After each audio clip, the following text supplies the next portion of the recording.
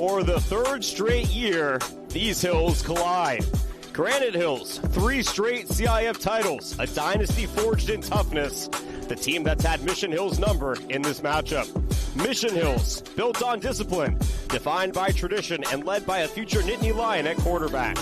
2 programs, 2 powers, both chasing the same prize. In San Marcos, the climb to the hilltop begins now. Welcome to the San Diego section, YurView Game of the Week here on Channel 4 and TVX Sports Video. I'm Jonathan Rifkin, and it's time for the pregame show. It's a battle of undefeateds here tonight. 3-0 for Granite Hills, 3-0 for Mission Hills, and for Granite, you might be accustomed to hearing their name. They won the Division II championship 2 years ago, or 3 years ago. 2 years ago, it was Open Division. Last year, it was Division I. The man who has put this team on the map, the head coach, Kellen Cobbs.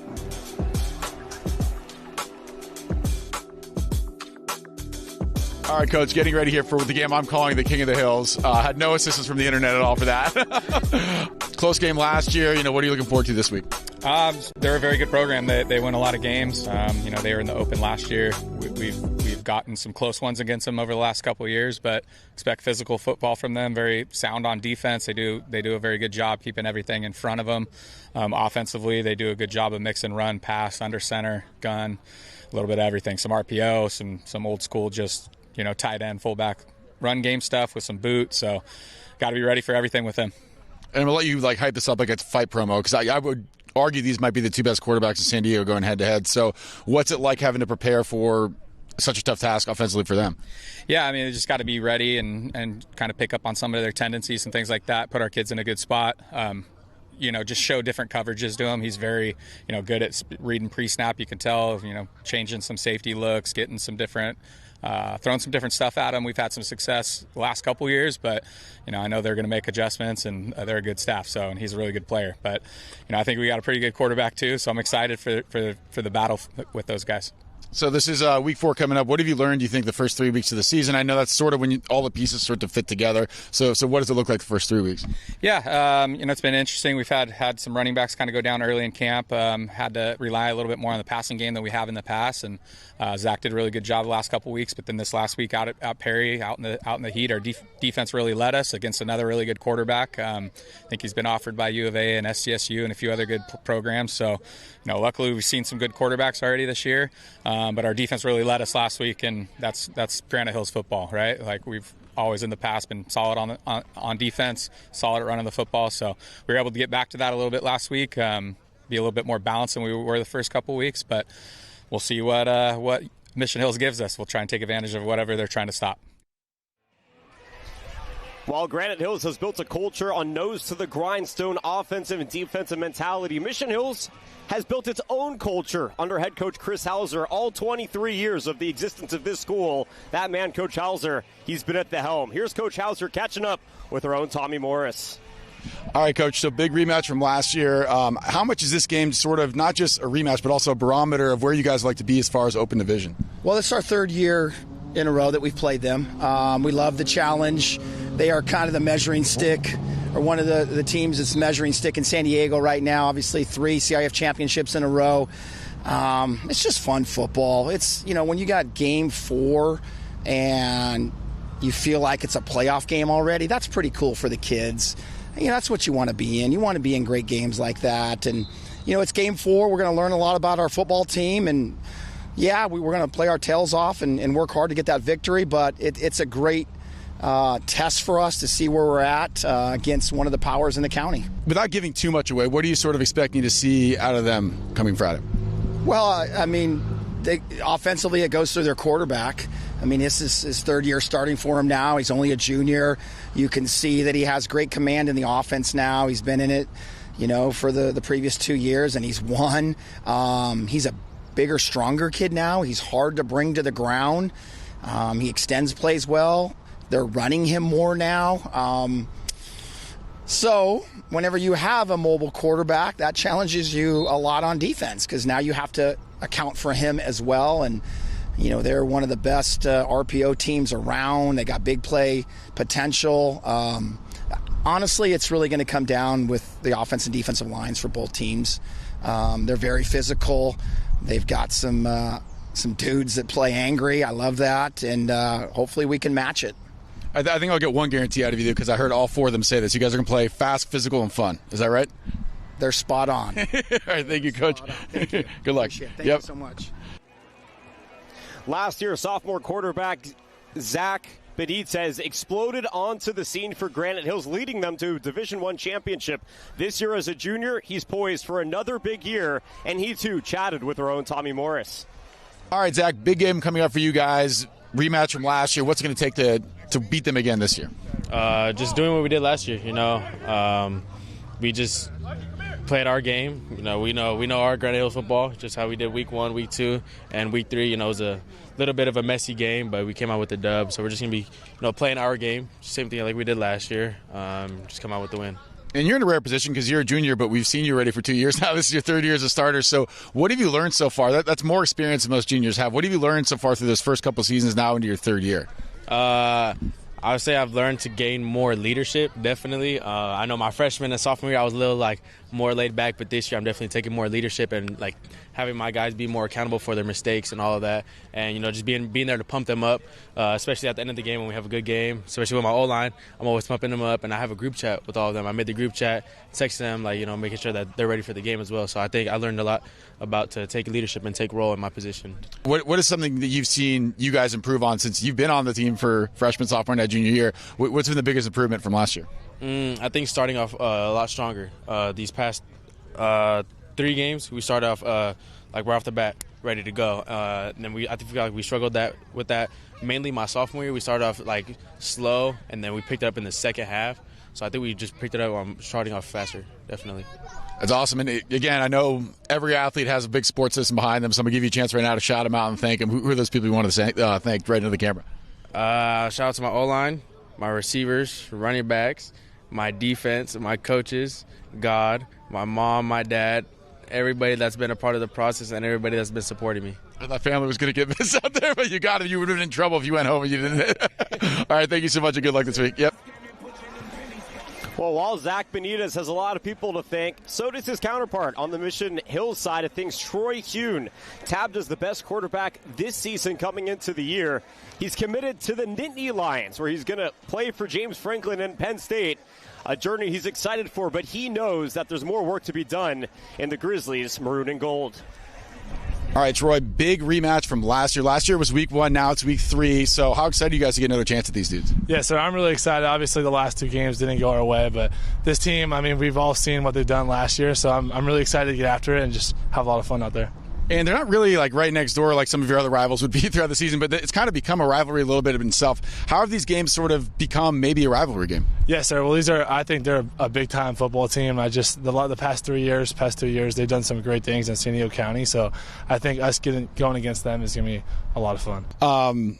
Last week, first game in San Diego. Before that, out of section. So what's it like playing those out of section games and then coming back to play the San Diego schools? Yes, sir. I think it's awesome competition, kind of get our name out there. The team from Sacramento was a really solid program, so that was a lot of fun. They came down here.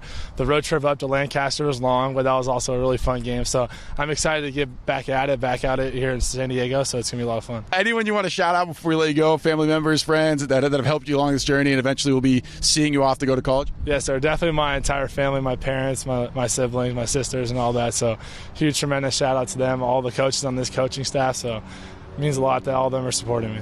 All right. Good luck, Troy. Well, at Granite Hills, defense fuels championships, and linebacker Braden Wells has been at the center of all of it the last couple of seasons. All right, Braden, 3rd year starting on defense. What is it like being in your last season of high school football? Is it weird to even hear that? Definitely, growing up playing all my whole life, it feels like it's never going to end. And then, once you get, I feel like freshman year, it all just starts going by real quick, So it's definitely weird here. And this will be my last year playing with all my boys one more time. And then a lot of them aren't going to be playing, but hopefully I'll be up playing at the next level. So, yeah. This is your 3rd iteration of seeing this team. What do you think this team's identity is versus the last 2 that you've been on? It's definitely, I'd say we got a lot more, more of a chip on our shoulder. My sophomore year, we coming off a state championship, so, everybody was expecting something from us, and then we went open that year, so then, there was more to expect. And then last year, we dropped to Division I, and then a lot of people are counting us out this year, putting us low in the rankings. So we definitely got a lot of grit this year to prove everybody wrong, And then for you guys as a team, too, you mentioned these big schools, big players. Like, this is sort of like, all right, if we can beat them, we're back to open level type of a team. So how important is this game for you guys as far as proving yourselves throughout the county? It's definitely it's important to us. We're even getting counting out this game. We played in the past 2 years. They're a good team. They got good players. So it's definitely going to be it's important to us to go out there and win this game. Make a statement that we are an open division caliber team. And we're not going to settle for anything less this year. Well, you got to win in the trenches for big games like this, and for Mission Hills, they're going to rely on their big defensive end, Grant Kirkendall, the all-leaguer returning for his senior year to lead that defensive line. All right, Grant, one of the leaders on defense here at Mission Hills. What is your guys' identity, would you say? Physical, fast, and fun, for sure. That's our motto, and I think we live by it. We definitely practice with that in mind.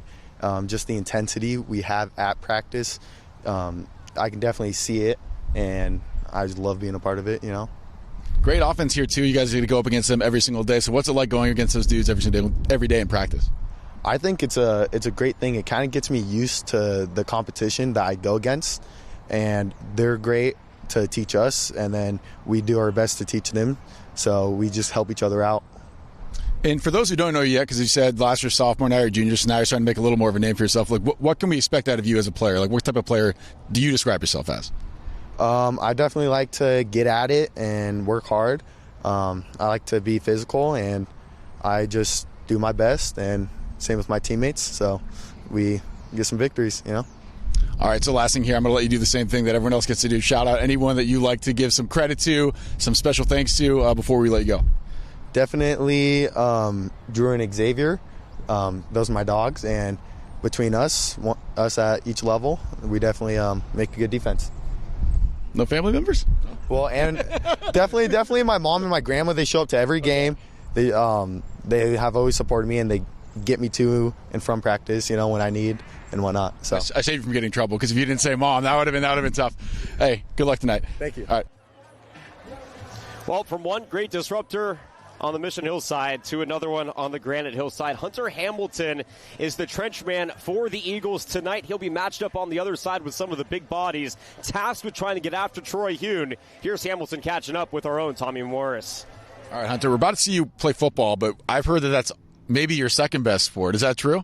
I like to say football is my best sport, but I'm pretty good in volleyball on my team right now. We just finished top 3 in the nation for our age group last year, and we're looking to do a little better this year. But, yeah, should be good. So you can jump a lot higher than the most linemen. Can we say that safely? Most definitely, yeah.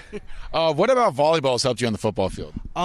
There's a lot of lateral work with volleyball, and you have to stay really low for defense. So I like to say those translate really well to my play style here for football. Were there any personal goals for you this year? Trying to get a sack a game or a little more. Currently I'm a little behind, but we'll get there. And then I want to be league leader in tackles, which I haven't checked recently, but I think I was doing pretty well on that side. So I think you got the team lead, do you? Currently, yes, yeah. Is there competition on the defense for that title, or you can make sure that you get that? Definitely I'm going to get it, but there's a lot of people that should be able to get it. It's a little harder for us tackles on the inside to get to most of the tackles. We kind of create space and let the linebackers do it, but I like to get my solo tackles in and then, switch every once in a while. So Mission Hill's obviously a tough opponent. What are you expecting to see out of them? They're best. Honestly, they're amazing. The QB Penn State commit, we know he can do stuff. All we got to do is just limit him, and then there's a lot of good linemen, and the running back great. But I'm never too worried about their best. We know as long as we do our best, I feel like we got it, and yeah. And did you play defense last year against them too, or just offense? And so this year it's a little bit different, right? A little bit different. I didn't get to play against them last year because I had to sit out because I was transfer. But as soon as I saw the field, it's so nice. They have a huge band going. I was like, okay, I'll see you guys next year. We'll be good.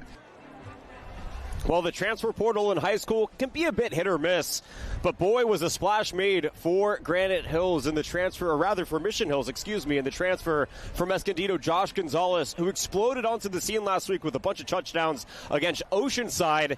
And while they have a couple of injuries on that wide receiving core, Mission Hills knows that Josh Gonzalez is going to be an important piece, not just tonight, but for the rest of the season.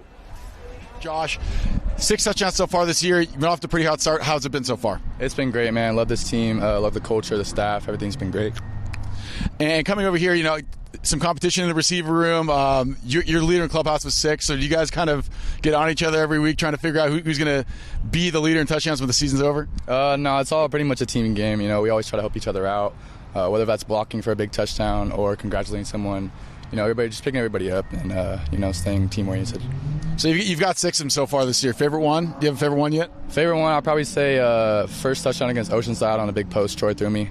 He was rolling out to the right and threw a crossbody. It was a great ball. That's probably my favorite. And you guys do a lot of film prep, obviously. How many of those 6 did you know pre-snap this is probably a touchdown? Honestly, I just knew he was playing a little bit off, and I could tell the safety wasn't really paying attention to me. So I was honestly last reading the play too. So I just tried to be my guy, and Troy happened to saw me. He was rolling out, so it just happened to work out. And I'll give you some props then, because if you're the last read, a lot of times when people know their last read, they kind of just relax. So like when the ball got on you, were you a little surprised? Honestly, no, because Coach Hauser and everybody in the staff is always telling us to go hard, 100%, whether it's a blocking play or whether you're last read, because you never know when you can get the ball. So always go hard every play. Before I let you go, anyone you want to shout out, family, friends, anyone you want to give a little special thanks to? Shout out to all my family and friends for coming to support me each and every game. First and foremost, I'd like to give all the glory and thanks to my Lord and Savior, Jesus Christ. Without him, I wouldn't be here. And, go Grizzlies. Go Grizzlies, nice. The Grizzlies, the Eagles. It does not get much better than this on week 4 of the high school football season, week 3 for us here on the YurView Game of the Week and on TVX Sports Video.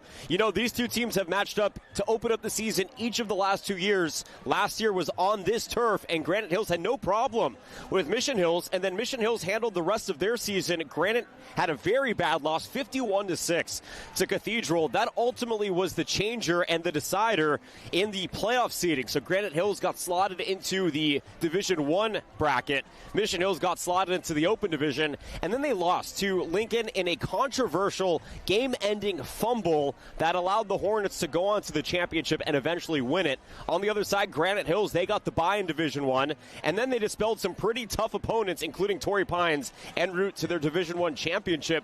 But both these teams have massive returners. Even though there are over 25 players graduated for Granite Hills from a season ago, you return your quarterback, 2 very important wide receivers, and a reloaded backfield. This is a very stout Granite Hills team. They play gritty football. They play really tough in the trenches, and they'll try to outmuscle you. On the other side, it's a bit of a different situation for Coach Hauser and Mission Hills. They like to play in between the tackles, keep you in between the hashes and away from the line, control pace, control tempo, and dominate the clock. Mission Hills has an incredible talent in Troy Hune. And on the other side, Zach Benitez, a lot of people are wondering, why hasn't he picked up offers? Well, he's only a junior. He only exploded onto the scene last year and finally was invited to the Elite 11 camp. The question remains is where's the litmus test? And where's the ceiling on Zach Benitez? Because so far, we have yet to find it. Is it going to be tonight? Probably not. Troy Hune, is he going to be stopped? Well, the defensive line is certainly hoping so for Granite Hills, but he has other thoughts in his own mind. And as you mentioned, he's really excited about trying to put this win on the map because it would be a signature one. Mission Hills plays in the toughest conference in all of San Diego, the Avocado Conference. They have to play Carlsbad and La Costa Canyon, El Camino and Poway, some of the heaviest hitters in all of San Diego in conference play.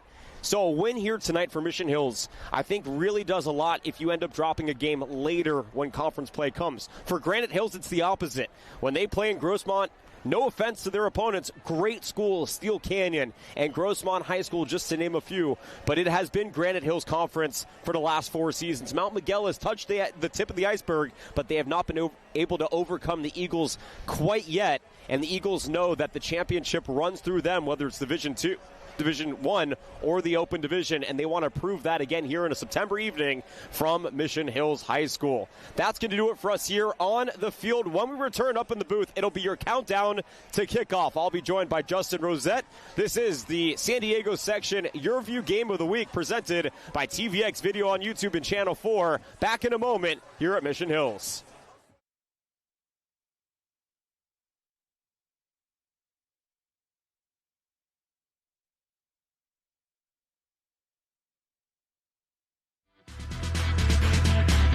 Weddle on play action. Steps up and fires. It's picked off. Intercepted. Torrey Pines. Henry Kendall. 49-yard field goal attempt. It's got the distance. This one is up. It is good. Under pressure. Now coming back toward the goal line. And look at the catch. Miller into the end zone. Touchdown for the first time tonight. Salas into the end zone. Touchdown. And just like that, the Bucking Broncos are a PAT away from tying this thing up. Weddle with Valencia next to him. Out of the timeout. Weddle takes it himself. He's in. Touchdown, Rancho Bernardo. The Broncos go back in front. 16-13 with the extra point coming.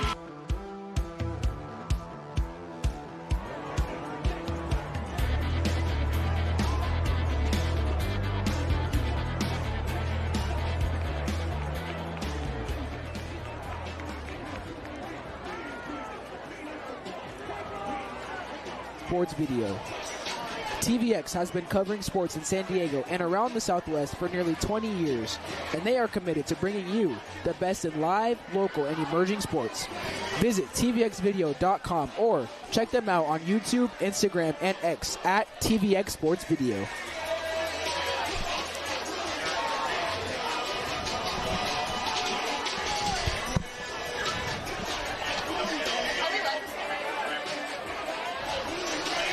Welcome, everyone, to some beautiful Friday night football in San Diego. Tonight we have the San Diego section game of the week between Granite Hills Eagles and the Mission Hills Grizzlies. Two undefeated teams coming into tonight. The last two seasons, Granite Hills has defeated Mission Hills, so this is Mission Hills' opportunity to try to get their revenge. Grizzlies and the Eagles. The sun sets here on a Friday night in San Diego. And Justin, this is the matchup in the San Diego section this evening. It is. I'm so happy to be here tonight, Jonathan. Where else would you rather be than Mission Hills High School on a beautiful Friday night? Tonight we have two high-paced offenses, two really good teams, two great quarterbacks, hard-hitting defenses. We're going to see what happens when an unstoppable force meets an immovable object tonight.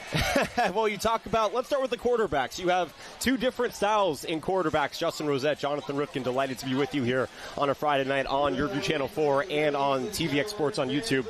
Zach Benitez is more of a dual-threat quarterback. A little bit smaller, great runner, very shifty. He can get out of sticky situations in the backfield, and he's a little bit more of a creator.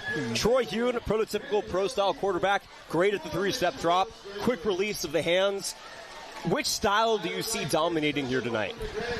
I think tonight, as you said, Troy Hune has the prototypical quarterback stance. I think the last 2 years, Zach Benitez and the Grizzlies have been able to beat Mission Hills, and I think his versatility adds a little bit of an aspect that Mission Hills doesn't have as much. That could have led to the victories in the last 2 years. Mission Hills has most of its returners back from last year, but Granite doesn't. How do they reload with some of the pieces that they lost?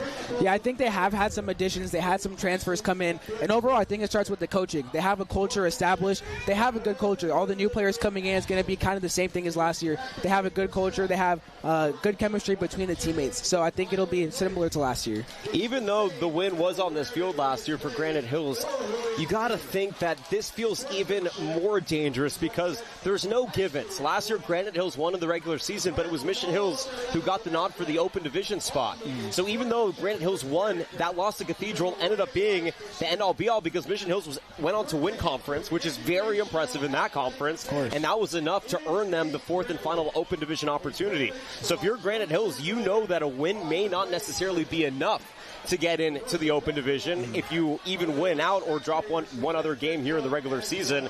But at the end of the day, this game, when it comes down to November and the decisions that need to be made, it's going to be circled by all of the decision makers because it could prove a lot for both these teams. Of course. I think when you're a team like Mission Hills, the last 2 years you've lost to Granite Hills, so they want to come out and make a statement tonight. And if you're Granite Hills, like you said, they still didn't get that open division bid last year, so they want to come back and beat Mission Hills for a third time this year.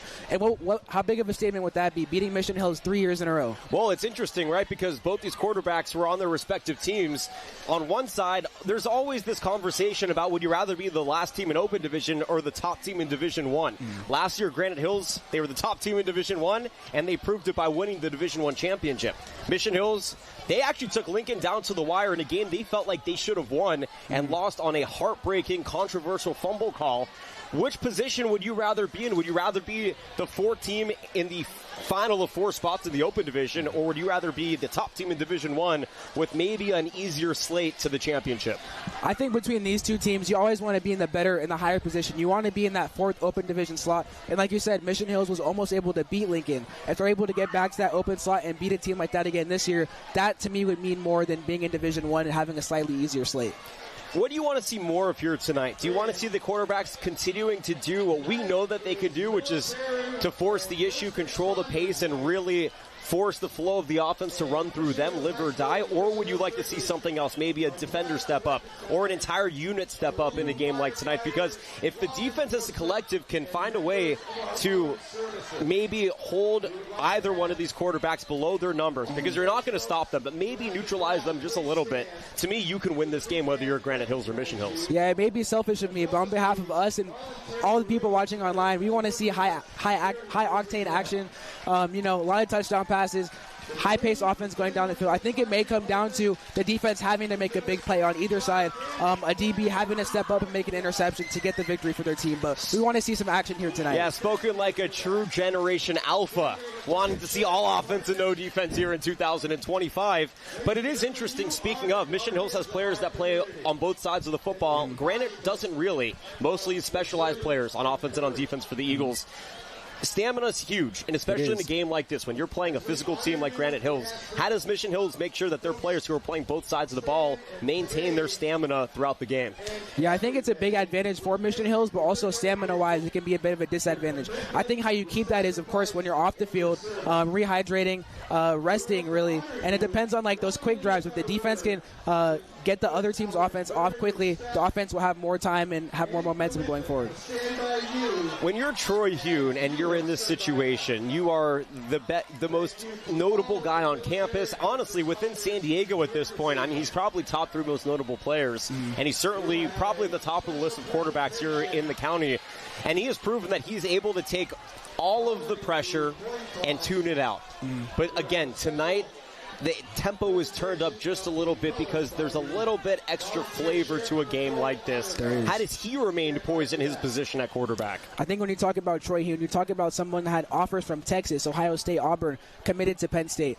And being in that Elite 11 camp this past summer, he was able to work with some of the best quarterbacks in the country, some of the best quarterback trainers. He has that mindset. He had this game circled on his calendar. He knows that they lost to Granite Hills the last 2 years. He's going to come out poised tonight, try to do everything he can to get that win and not lose 3 years in a row to the same team. What's more important, starting fast offensively or getting the stop defensively for either of these teams? I think getting the stop defensively will be the most important because once these offenses get going, it's going to be hard to stop them. So being the first DB, the first linebacker to make that big play and get your team the ball back, that'll mean more tonight.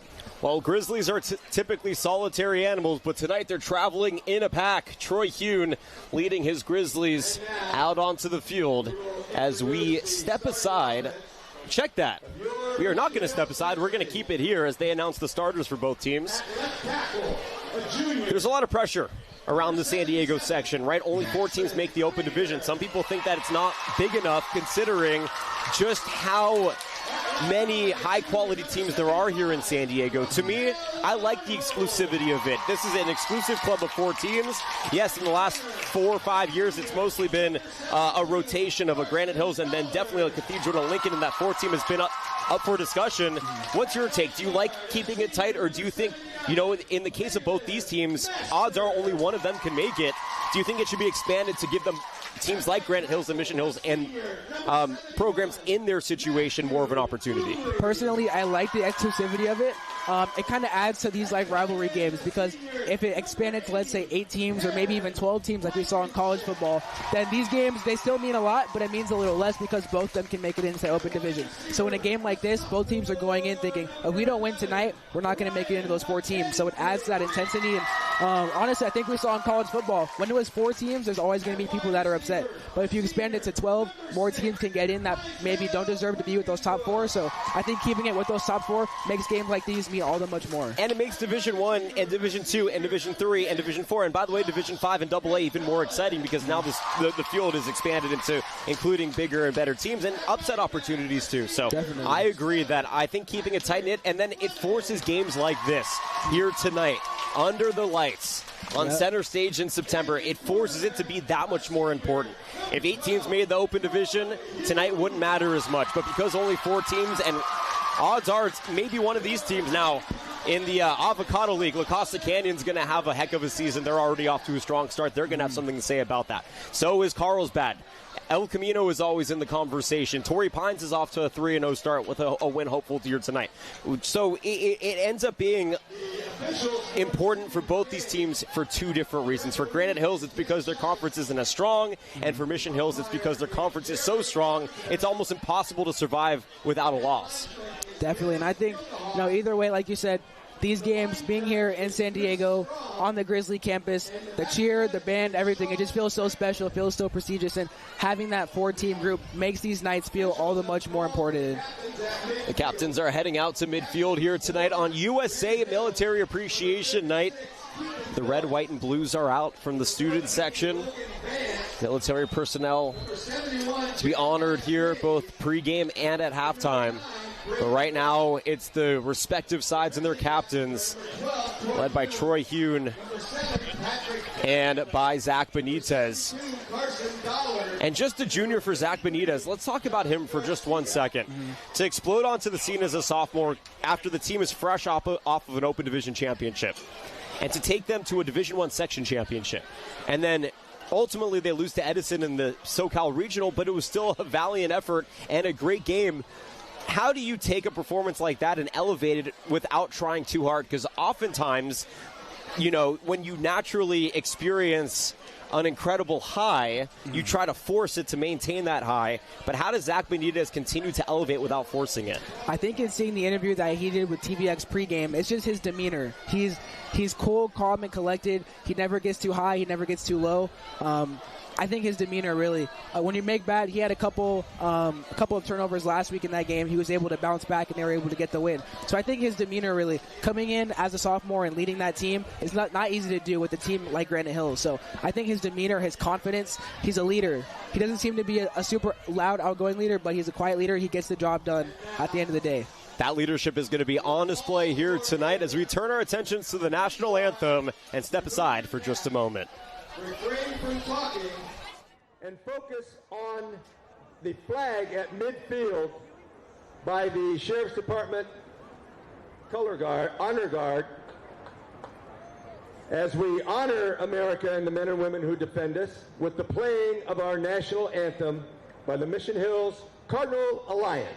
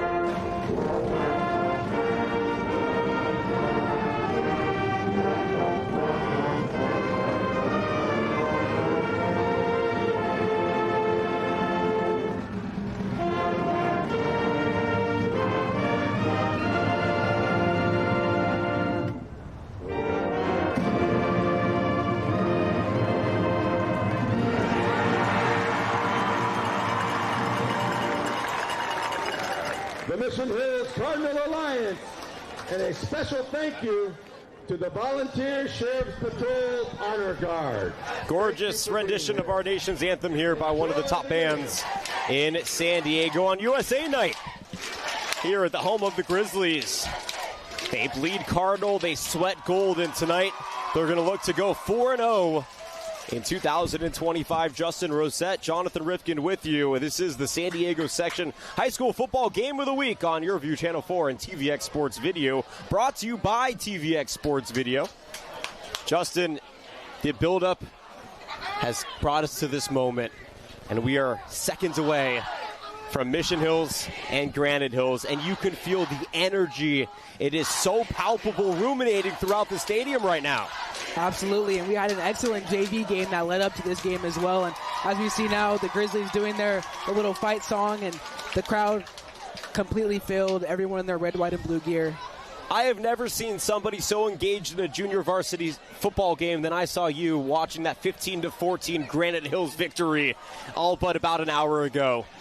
Yeah, it was, and it came all the way down to the wire. It came down to the last play. Granite Hills was able to stop Mission Hills and get the win. We'll see if the Mission Hills varsity squad can get back for the JV team right now. Well, that's the hope. You see the great coaching staff, the leader, Kellen Cobbs, in his 15th season. He was hired at 24 years old, a Granite Hills alum who has brought them to new heights.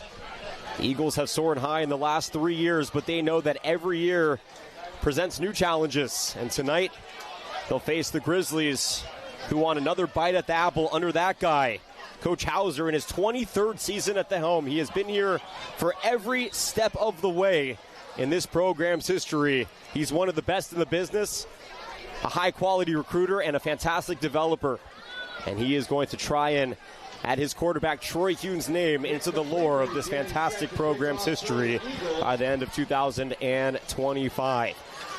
The Eagles won the toss. They have elected to kick. They are in their road whites with blue helmets, blue numbers and letters on the back, and of course the Cardinal and gold, the signature home reds and golds for Mission Hills. We are ready to roll here on a Friday night. Nick McKinley, the junior kicker, setting things up. It's Mission Hills and it's Granite Hills, and it's a battle for King of the Hill.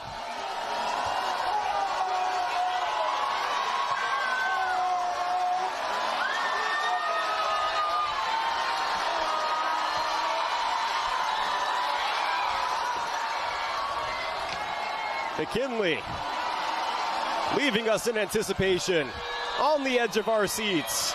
I'm ready. Let's get the kick going. I'm ready to see how this game goes. Week 4 begins now.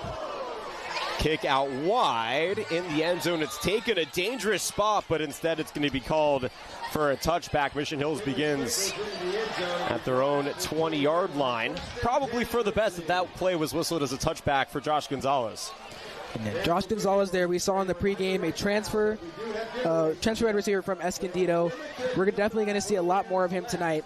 Look to see if Troy Hune can find him throughout the night. He had a handful of touchdowns and a splash last week in the win against Oceanside, the only common opponent between these two programs this season.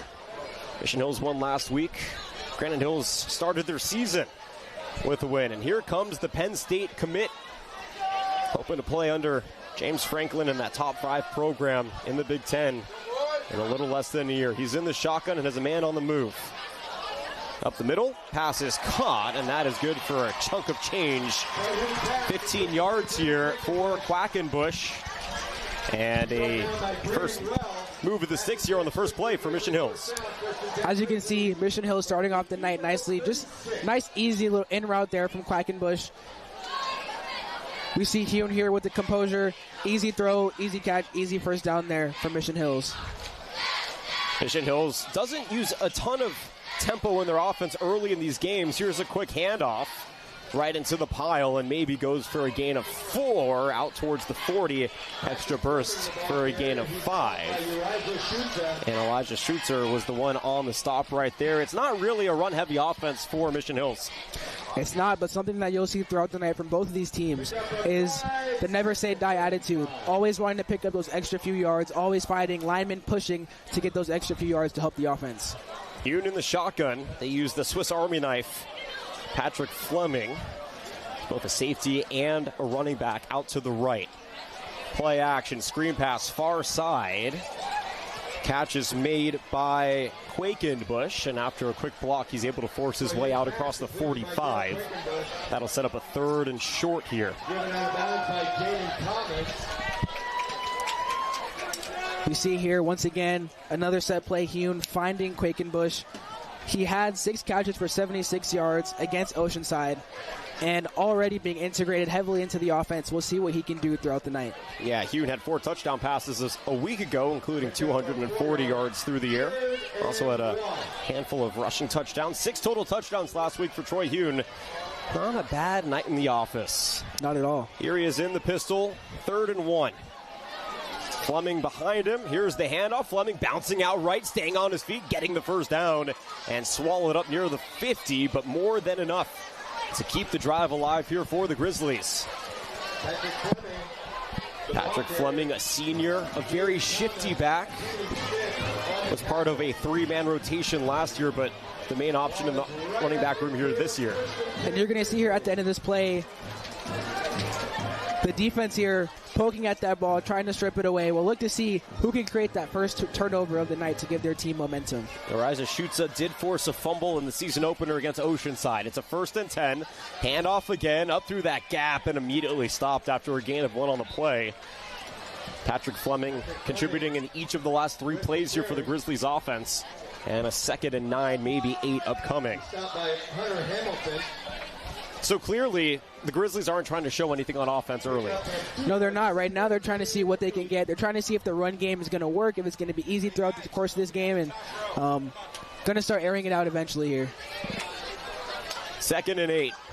Extra blocker to the right. Hune looking to throw. Out left has a man off the hands of Ryan McKenzie, the sophomore wide receiver, incomplete. Looking for his first reception in a couple of weeks. 3rd and 8 here for the Grizzlies. Hey, you guys. You gotta move now, or it's going to go down.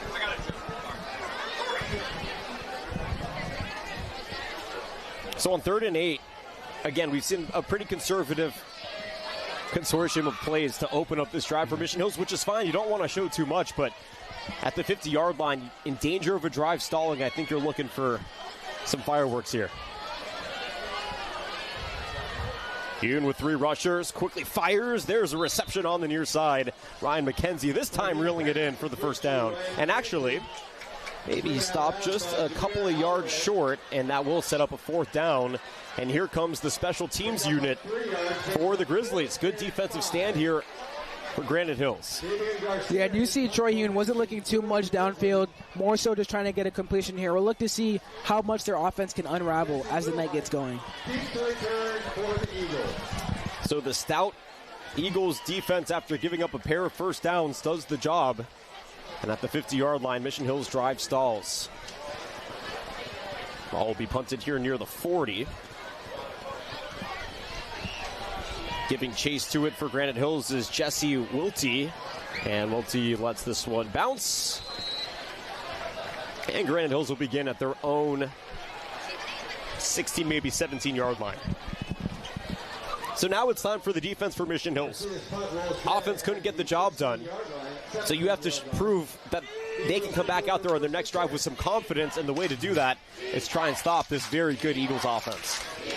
Yeah, the Mission Hills is going to try to do the same thing Granite Hills did, impose, establish their dominance here, get a quick 3 and out. If not, we saw Mission Hills got a few first downs, but they're going to try to get the ball back in Troy Hune's hands as quickly as they can. Zach Benitez first toss is a lob out near side. Zayden Smith reels it in and gets a short gain on the play. Benitez now 74th completion of the season, up near 880 yards. And the 14th reception of the season for Smith. He does have a touchdown as well. Yeah, Zayden Smith, one of those versatile players that we talked about. He had an interception earlier this season as well as a DB against Modern Day Catholic. So another player there for the Granite Hills that can play on both sides of the ball. Pistol formation. Benitez, another screen pass out wide. It's dropped incomplete. That time Elijah Arzu was the intended target. Only 6 receptions, but does have 2 touchdowns on the season. This is a very deep wide receiving room for Granite Hills. It is, and you have guys like Noah Walker, Tristan Diaz, Zedden Smith, and Rocket Demery. 4 guys that are extremely capable. We'll look to see what they can do tonight. Let's see how capable they are here on 3rd and long. 3rd and 11, 5 wide with the setting sun behind him. Benitez, far side, nobody's home but an interception. Reeled in and taken. Touchdown, Xavier St. John and the Grizzlies. The 3rd interception thrown by quarterback Zach Benitez turns into a touchdown for Xavier St. John, and the Grizzlies strike first. Well, Jonathan, we talked about, will the Grizzlies defense be able to do what Granite Hills did, but even more there? And we're going to see the replay here, but it looks just like a complete miscommunication between Benitez and the receiver. He threw it expecting somebody to be there. Nobody was home. So, absolute big move there for the Grizzlies to get themselves on the board first. TJ Baker completes the PAT. 7-0 here after 3.5 minutes of play. Another look at it, and you're right, miscommunication. He expected his receivers to come back. They were all running down, and that allowed the floor to open for St. John to stride in for the touchdown. Yeah, just about as easy of an interception and touchdown as Xavier St. John will probably ever see in his football career. Yeah, and you could see Arzu, visibly frustrated at how that play went. But the fans here with a reason to cheer. Their offense may have stalled, but sometimes all it takes is a defensive stand to get on the board first. And we don't know whose fault that miscommunication was, but you can't help but think maybe are the nerves possibly getting to Granite Hills here early. High-intensity game, a lot on the line, and the Grizzlies strike first. Granite Hills is 36-6 in the last 3 years, and they've won titles in 3 different divisions. Mission Hills is trying to play spoiler here in a rivalry matchup that has gone the Granite Hills way each of the last 2 years. Nice return here out across the 20. Now backtracking. Not exactly sure where Rocket Demery was going as he's taken down near the 15. We'll see if there was any sort of forward progress, but sometimes it's okay just to hit the ground instead of trying to go backwards and reroute. Yeah, sometimes you just have to go down and get those extra few yards. As we'll see here, Demery tries to make something out of nothing and gets pulled back and was never fully able to recover. Good job by Ben Davis Weary, the special teamer right there, to keep hold of him and disrupt the run. So Granite Hills offense now back on the field after giving up a pick 6 to Xavier St. John all but about 2 minutes ago. And now Zach Benitez with 9 touchdown passes and 3 interceptions on the season back in the pistol formation. It's going to be a handoff up the middle. Short gain on the play for Granite Hills. And this is the hard part about a pick 6, because now you have to come right back on the field and face the same defense that just returned your pass to the end zone. So for Benitez here, we're going to see a little bit of what he's made of very early. Will they be able to get down the field this drive? Qatar gets a gain of 3. Benitez on the next play. Pressured out wide. Towing the sideline. Staying in bounds for a moment and then turns nothing into a little bit of something. Anthony Matar, number 25 in the backfield, a name to keep in mind. Take another look at the run here. And we know Benitez is a dual threat. Loves to get outside the pocket. His first time doing so today. Takes those extra couple yards that the defense gave him. Another 3rd down early here. We saw what happened last time. It was 3rd and long. Let's see what will happen this time. Man on the move, handoff Matar, finding a gap. Anthony Matar, one of the best big runners here in San Diego, moves the sticks after a 6-yard gain. Started his career at Del Norte after a season and a half. Moved down to Granite Hills. So he runs his way to a first down. Very much a north to south runner. but a power runner at that. This time they have Davion Williams in the backfield. He's more end-to-end as he shows you a quick burst of speed right there for a gain of 5 on the play. Davion Williams has been the lead back for the team this year. 42 carries for 250 yards on the season, averaging 83 yards per game. So we'll see what he can do here tonight. Yeah, he's the workhorse back. He had that 15 for 70 in the opener. Benitez with space, finds a man, fired, caught, first down.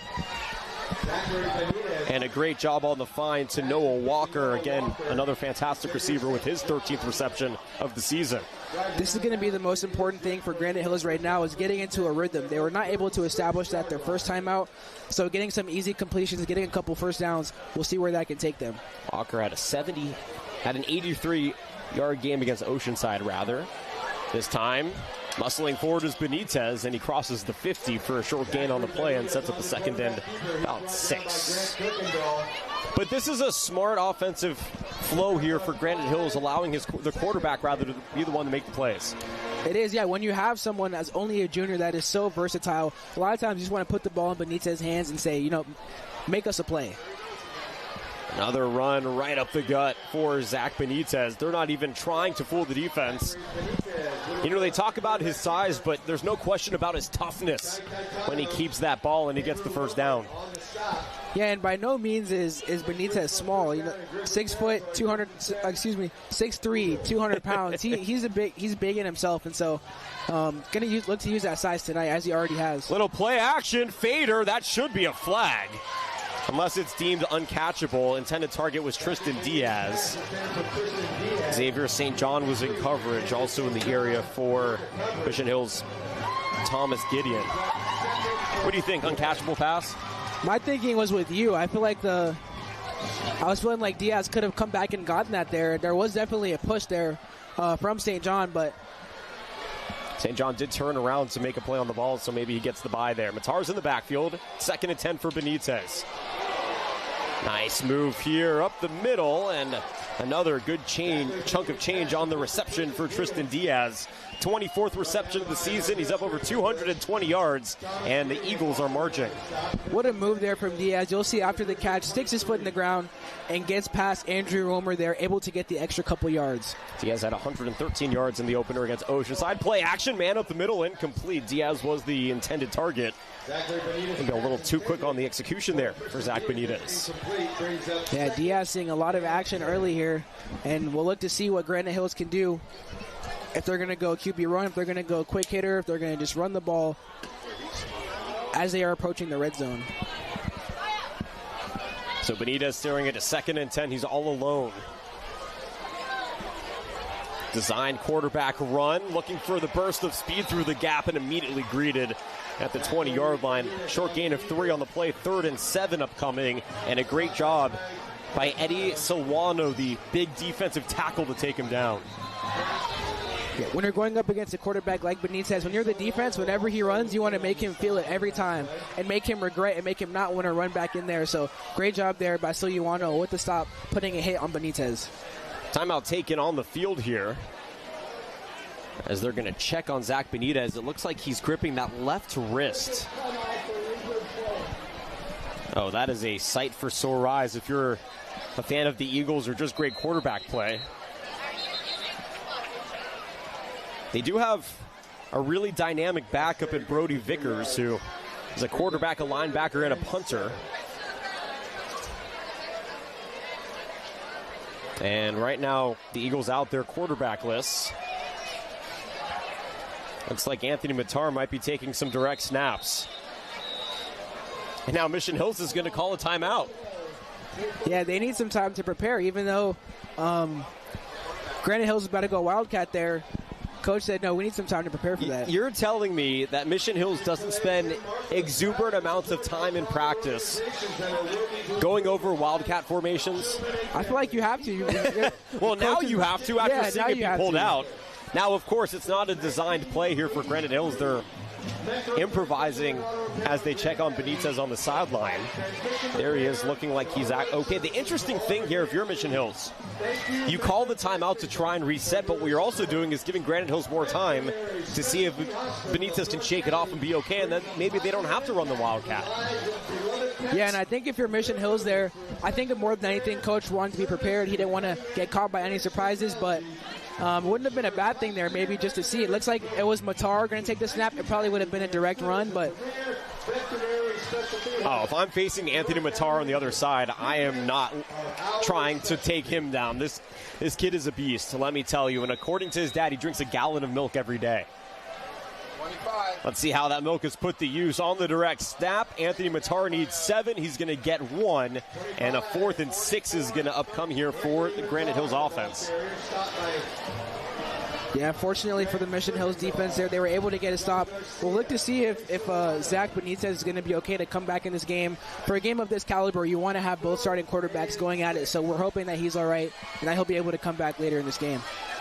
So it's going to be a field goal try here for Mission Hills. It's going to be from the about 36 yards here on the attempt. Trying to get on the board here for the first time tonight. Jacob Nunez with a line drive, and it is no good. From 36 yards, Jacob Nunez can't split the uprights. And once again, it's the defense for Mission Hills coming up with a huge stop, up 7-0. Yeah, very tough break there. As we're going to see, his field goal is wide left. It is no good. Looks like it was very close. Was not able to go in, and very disappointing drive there for Granite Hills. They were able to drive down the field after that pick six. Benitez gets hurt, and that stalls the drive, and unfortunately can't put points on the board. Well, it's been about 8 minutes of game time since we've seen this offense out there, because the last time they were out there, they got run off after the first drive of the game, and then a pick six allowed Granite Hills offense to stay on the field, but at least Mission Hills has the lead now. If you're Troy Hune and company. Here he is in the shotgun and making a swap at running back. Patrick Fleming to his right. Play action. Catch is made out near the 30 and then dropped thereafter. But nonetheless, Mizael Quackenbush with another reception, his second here tonight. Yeah, Quackenbush being put to use very early in this one.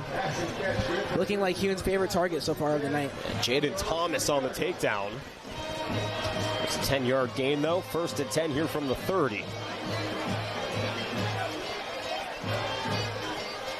Fleming again lined up. Extra blocker for Hune. Not going to see him run too much.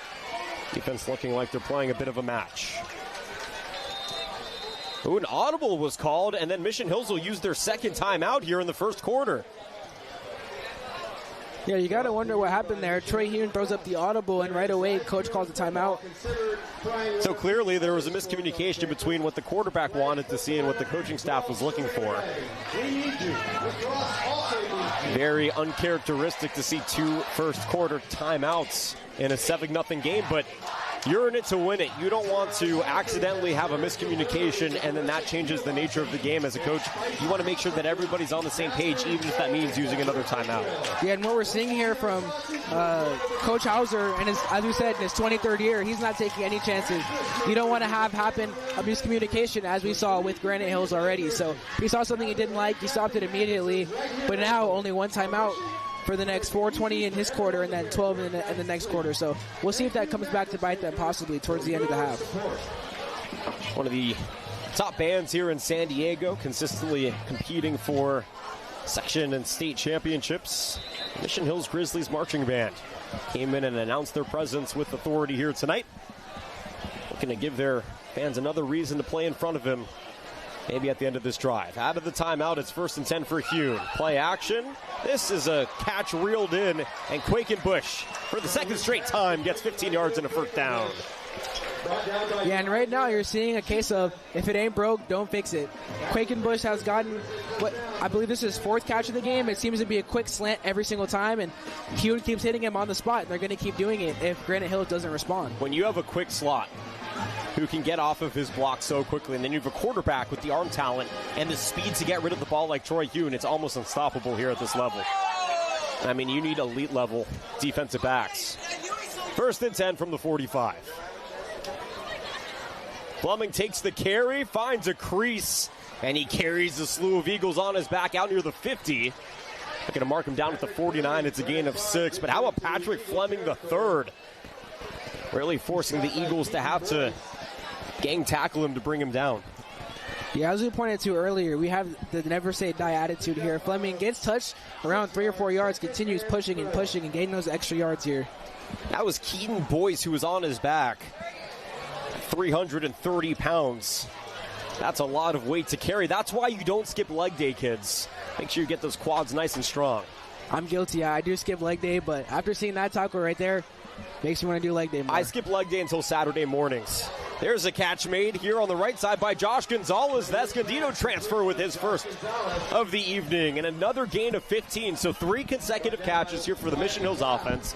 2 by Quakenbush, 1 by Gonzalez. They are rolling now here on their 3rd drive of the game. They are, and every completion so far has looked easy. Once again, another receiver getting free in the middle of the field and Hune finding them. It's the same recipe, and they've been repeating it all game so far. Gonzalez had 68 catches for 1,300 yards last year and 21 touchdowns in that Escondido Cougars offense. Went from being a Cougar to a Grizzly. There he is on the move. Fleming's in the backfield. Hune keeps. Troy Hune against pressure towards the end zone. Has a man. It's caught! No, it's not. Incomplete. Ryan McKenzie on the floor wondering where that ball was dropped.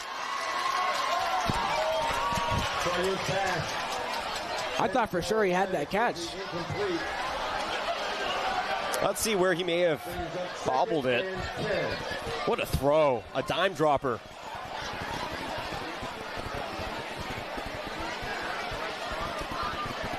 Yep, that's the right call. It's disappointing because in real time, the jaw-droppingness, awe-inspiring jaw-droppingness of the play, but great call made on the field. I'm glad you're not wearing your pinstripes here tonight, Justin. Yeah, I would have given it to him just off of the vibes. I would have given it to him. For the vibes. 2nd and 10. Right into the wall goes the run, and it goes for nowhere on the play. First carry of the evening for Jacoby Williams.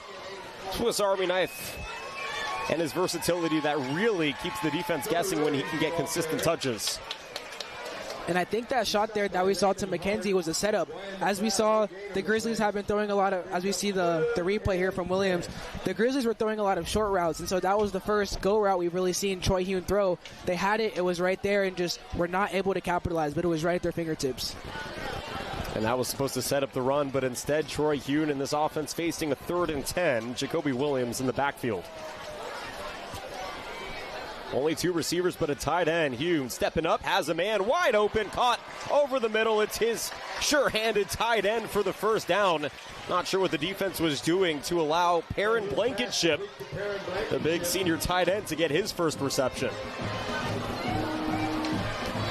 As we'll see here, another easy throw from Hune. Every throw so far has been easy, besides the heave that we saw a couple plays ago, but the tight end there makes an easy grab, gets a couple yards after the play, as looks like the Grizzlies are just about to enter the red zone here. See what they can do. 4.33 GPA for Blankenship. I can't even compute how high that is. Didn't come close. Here's a man in the end zone, caught, no, broken up. Well done to track it down by Rocky Gosek, the senior defensive back, with a huge pass breakup on first down.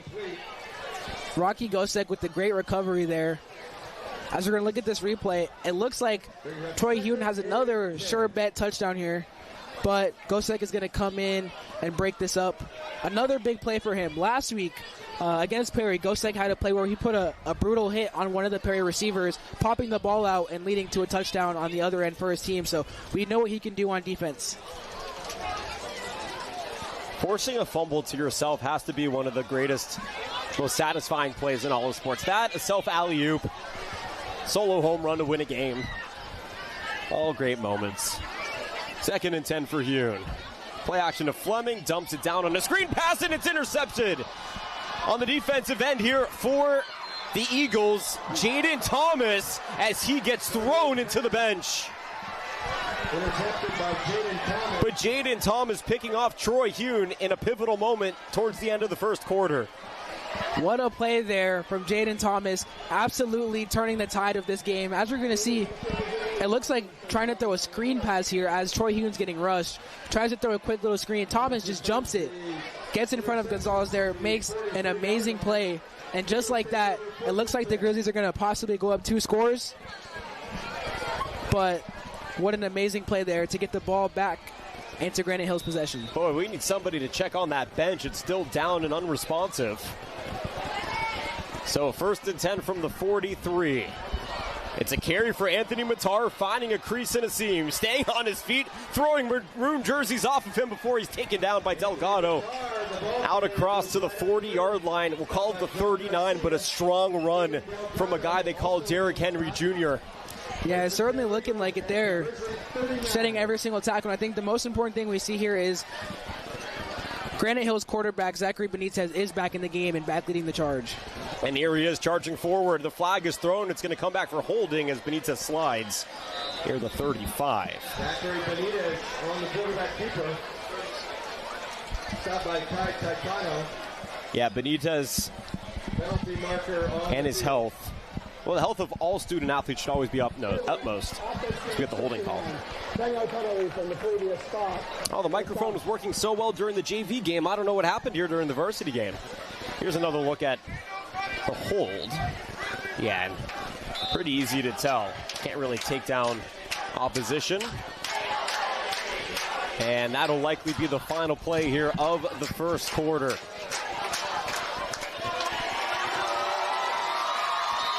(7-0). A defensive touchdown, the only offense here in the first quarter. Mission Hills on a pick six by Xavier St. John's leads 7-0 on the YurView San Diego section game of the week presented by TVX Video. Back in a moment for Mission Hills High School.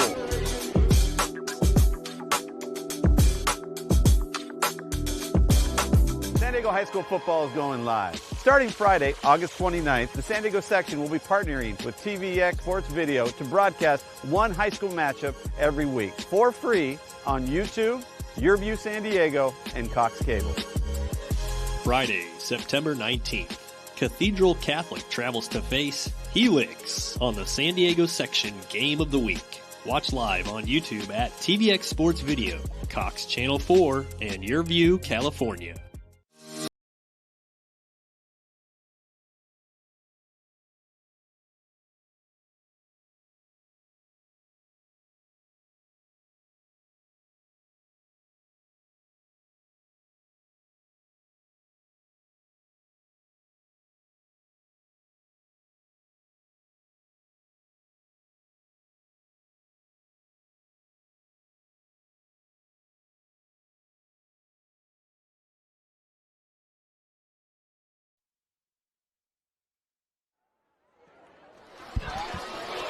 San Diego section game of the week returns with the first play of the second quarter, and Rocket Demery rocks all the way up to the 39-yard line, backwards rather, and a good job here for Mission Hills. 7-0 after that first quarter. Not exactly how we thought it was going to go as you take another look here at a play that went the wrong way. No, not at all. And this is the second time tonight that we've seen Demery kind of going backwards a little bit and losing the team a couple yards. So it's going to be 2nd and 28, a couple 18. All the way back at their own 41-yard line. Benitez with 5 wide. Benitez in trouble. And he's taken down near the 40. The first man to Zachary Benitez is Grant Kirkendall in the backfield. The defensive end and a leader dropping in for a loss of 2 on the play. A big play there, and we see an impossible situation here for Granite Hills become even more impossible. It was a 2nd and 30, and now we're looking at a 3rd and 31. We're going to see here, do they just dump it off? They just run the ball and try to punt here and play defense, but great play there by Kirkendall. So a 3rd and 31 for a team that hasn't gone more than 15 yards on a play here tonight. They're going to bring Davion Williams back into the backfield. A pistol look here for Zach Benitez. Pressure coming. Lobs far side. Dangerous. Out of bounds. Broken up. Incomplete. And Granite will likely punt this football away here on 4th and very long. And even though Granite Hills was not able to capitalize on that interception, still did a good job of quieting the building a little bit, kind of getting themselves mentally back into this game. And also, Troy Hewen made everything look easy before that interception. So kind of tells Granite Hills, we can stop him. We can get the stops on defense that we're going to need throughout the night. So Jacob Nunez, who missed that 36-yard field goal earlier, is out to punt. Back to return with his heels at the 26-yard line is Patrick Fleming, who almost blocked. It's going to drop here at the 35, take a GH bounce out near the 30, and that's exactly where this Mission Hills offense will begin their next drive. So even though Troy Hune threw an interception, it ultimately leads to nothing. But right now we're seeing an offensive struggle on both sides of the ball, and not something we expected to see. Yeah, no, pregame I was mentioning offense. That's all I wanted to see, and so far it's been the exact opposite, but I'm loving it. We're seeing competitive spirit, both teams not willing to give anything up. And we're going to see here, Troy Hune, 4-star, he had offers to everywhere. He's committed to Penn State. How is he going to respond to some adversity he faced in their last drive? Both these defenses have come to play. Both have interceptions. The difference, Xavier St. John's for Mission Hills turned into a touchdown. Back out is Troy Hune on 1st and 10 from his own 30. Hand off to Fleming. Good first move. He's going to be carried by one of his linemen out near the 35 before the slew of Eagles pushes the pile down. But Fleming with another good carry, a gain of 5, and a 2nd and 5 upcoming. Such a physical runner is Patrick Fleming, and I don't think you really get that just by watching him from afar. You really have to watch his style and how he gets in between the tackles. Yeah, you do, and as a quarterback like Troy Hune, you love to have those guys on your team that are never going to stop fighting, always going to fight for those extra yards. And we have a 2nd and 5 upcoming here. Looking for Troy Hune, if they don't run the ball here, my guess would be another quick hitter to Quakenbush. It looks like there's nobody within a couple yards of him.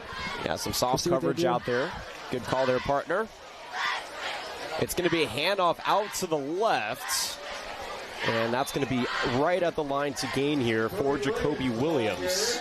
And they're going to say he got just enough, a long fingernail's length worth of a first down. Jacoby Williams muscling through the defense there. Hybrid running back and wide receiver. He has 1 touchdown so far on the season. 1st and 10 from the 40 for Hune. Williams standing beside him. On the move goes Quakenbush. Quickly to Quakenbush on the screen pass. He reels it in, finds some space. And Quakenbush towing the sideline is finally forced out. But a great chunk of yardage gained out near the 45 and a first down here into opponent territory. And as we look at this replay here, it looks like a Granite Hills defender sort of read this and tried to get there. Was not able to get there, was Kylan Larson.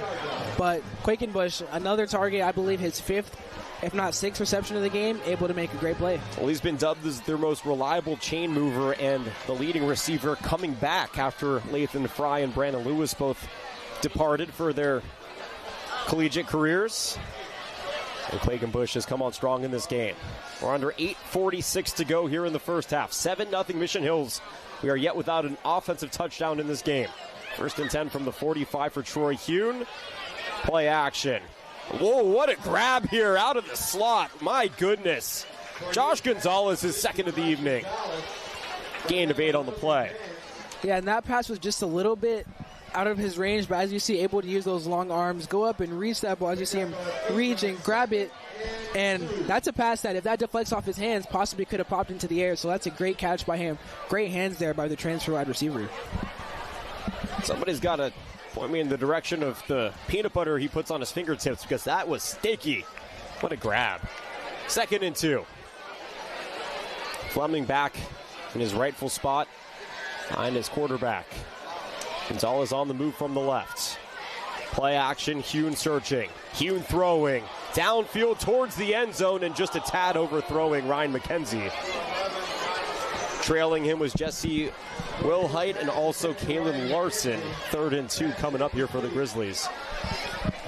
And this is now the 3rd time now we've seen Hune kind of air it out, and all 3 times it's been McKenzie as his target. So we can see one of his favorite deep targets in man-on-man coverage. I wonder how many more times they're going to go back to that throughout the night. McKenzie, just a sophomore, 1st year on varsity. He's had a couple of very strong weeks early here in the season. And looking for a big play here tonight.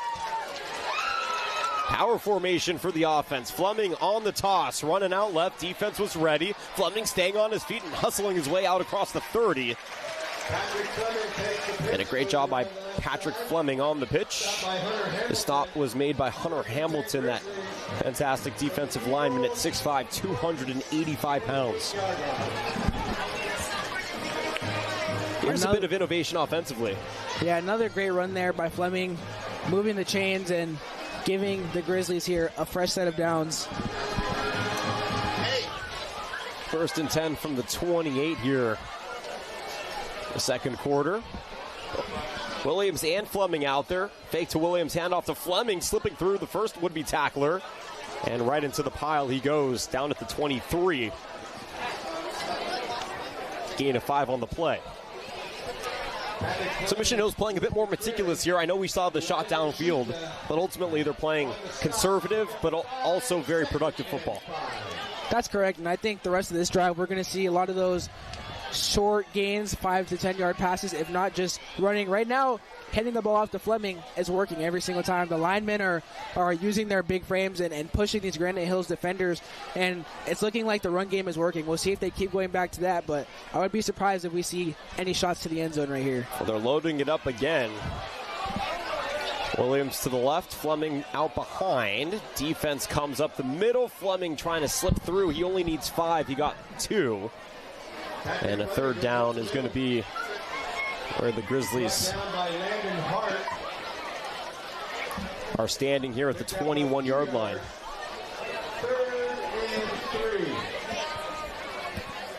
And the benefit from Williams is that he can block. He actually did end up blocking here until the play was over, but yes, he is out there as an offensive option in that triple option style offense that they're running, but he's also a big back who can get in front and clear the way for Fleming. 3rd and 3, under 6 to go. Here in the first half in a 7-0 game. Troy Hune to Parker Fleming the third. Fleming gets the first down, keeps his legs going, broken loose for a second, and taken down inside the 10 near the 7-yard line. A big gain on the play, 14 yards for Fleming out of the backfield, and for the first time this evening, it's 1st and goal for Mission Hills. Yeah, what a run there by Fleming, and as we pointed to, they're probably going to keep going to him here in the red zone. It's been working. 1st and 10, a goal from the 8, Fleming outright. Fleming trying to stay on his feet, but he can't. And on the tackle out from behind was Jaden Proctor, the senior linebacker. Gain of 2 on the play. Here's the run that set up the previous play. Yeah, Fleming going straight down the nose here, and as we come up on the next replay, we're going to see a bit of misdirection, trying something different, going to the right side here. It wasn't able to work as well. We're going to see what they do here on 2nd and goal. 2nd and goal from the 4. I formation. Fleming is the running back. He takes the toss. Parker Fleming, eyes to the end zone, and he's into the paint for a touchdown. Patrick Fleming the third gets the first offensive touchdown here tonight for either team. It's 13-0. Mission Hills over Granite Hills pending the PAT. What a job there from Fleming. Absolutely dominant on that drive. And how does it have to feel knowing every time you go out in the field, I'm going to get the ball this possession. He's getting the ball the last 4 or 5 times there on offense, and he's taking advantage of it every time. Yeah, outside of the early reception to Quakenbush, it was the running back show on that drive, and Patrick Fleming gets the job done. Baker splits the pair. It is 14-0. Mission Hills here with 4:42 to go in the second quarter. Bit of a surprising start. Even more surprising, it took us until the 4:42 mark for the first offensive touchdown to get on the board. Yeah, we're going to see here, what you're going to see is 3 or 4 white jerseys, and every single one of them almost is going to end up on the floor. But Fleming comes out standing. As you said, sort of a Derrick Henry Jr. type of running back. It reminds me of another running back that we saw almost win the Heisman last year, Ashton Genty, with his never say die attitude. Genty was a guy, when you're on the defense, you know you're not bringing him down. And Fleming looking like that so far here tonight, striking fear, it looks like, into the Granite Hills defenders. So Patrick Fleming with another touchdown to his season total. And that's going to bring the Granite Hills returning team back. Will Height and Demery, the 2 back to return. Our Mission Hills team sitting 2 possessions up. Here's TJ Baker the second. Going in the area of Will Height. He lets it go into the back of the end zone for a touchback. By the way, next week, the San Diego section YurView Game of the Week presented by TVX Video returns. We will be down in central San Diego at Helix, where the Highlanders will host the Cathedral Catholic Dons, a rematch of what was a rout last year by the Dons. But this year, both teams reloaded and looking for open division opportunities. All of that and more in a week's time, but still some business to take care of here this week. Week number 4 of the football season between Mission Hills and Granite Hills. 14-0, 4:42 to go here in the half. Zach Benitez with a handoff. Bouncing out left. Good move here from Williams to the 30. And taken down out across the 35. And Javion Williams with his biggest carry here tonight to move the sticks after a gain of 15.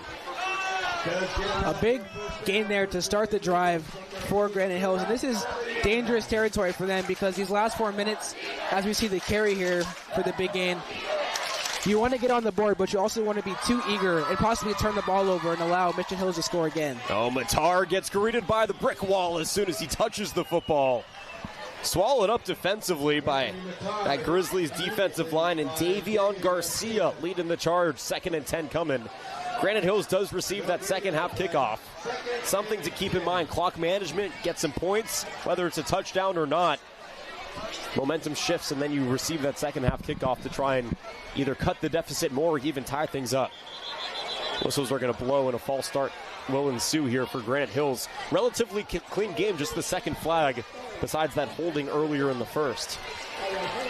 Yeah, definitely. And this possession here for Granite Hills, as you said, it's so important. You do not want to give Mission Hills a chance to make it a 3-score game before you get that second half kickoff. So even if you don't score here, if you're Granite Hills, you don't want to give the ball back to Troy Hewn in that offense. 2nd and 15 as clock continues to wind down. Benitez to throw.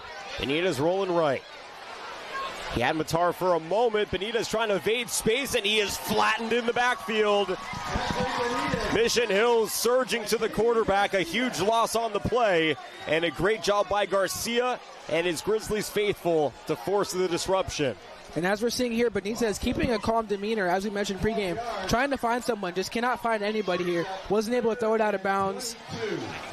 As we see there, the Mission Hills defenders do a great job there. Davion Garcia, doing a great job of tracking him down, not allowing him to throw the ball out of bounds. 3rd and 22.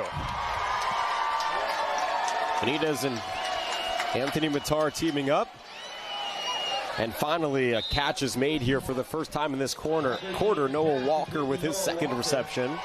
And just a short gain on the play. It's going to set up a 3rd and about 11, or rather a 4th and 11. And the Eagles punting crew once again will have to punt this one away. Very short drive there for Granite Hills. Once again, can't get anything going. This Mission Hills defense has done a great job not letting them get anything going. The one drive that they did have, they were able to stunt and stop at the goal line. So we're seeing a great job here defensively by Mission Hills. Patrick Fleming back at the 28-yard line. Jacob Nunez, his 2nd punt. This one's a good one. Hanging and a fair catch at the 30. All at the 29-yard line for Mr. Fleming and company. So finally an offensive touchdown and a defensive stop. 14-0 with 2:32 to go. How quick do you want this possession to go for your Mission Hills? Or are you looking to get points as zeros hit that clock? Yeah, I think for Mission Hills here, you want to go quick, but you also don't want to give Granite Hills the ball back and allow them to score here and score after the break. What I'm looking for here for Mission Hills is maybe a couple quick hitters, a couple of Fleming runs, but once again, I'm going to be looking for that deep shot eventually coming, whether it's on a 3rd and short, no matter when it is. They've been throwing the ball deep to Ryan McKenzie. I'm looking for him. I'm looking for number 10, Josh Gonzalez, the transfer as well. I'm looking for one of them. And then, of course, you have Quakenbush, who has 5 or 6 receptions already. So options all over the field for Troy Hewn. Has to feel so great as a quarterback. Comes out 5 wide, trips on the weak side. Gives you a hint at the idea here. By the way, in Fleming in that slot, nobody's covering him. Hewn, though, goes to Gonzalez on the screen pass, dancing out towards the 35, but he's taken down just shy. Leading tackler on that play was Jaden Proctor, his 2nd tackle here tonight for the Eagles. Right down by Jaden Proctor. As we'll see here, another trying to quick be hitter. innovative here. Yeah, another quick hitter there for Gonzalez. We've seen that work a lot already for Mission Hills and was able to get them 5 there, get them halfway to the first down. Clock continuing to churn here at 2 minutes to go in the first half. The future Penn State commit trying to join the ranks of the Big Ten with some great San Diego quarterbacks as passes dropped. I think it was just a tad early. Fired in there to Ryan McKenzie, who is now 0 for 3 in targets and receptions here tonight.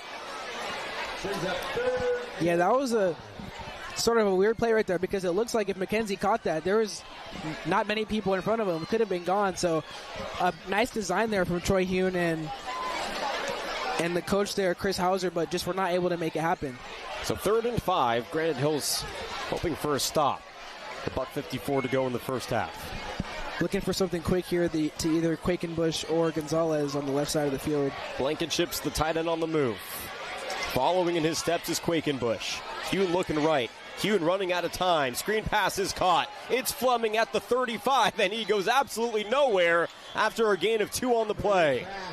It's going to be 4th down here and about 3. Check that, 3rd down and 3.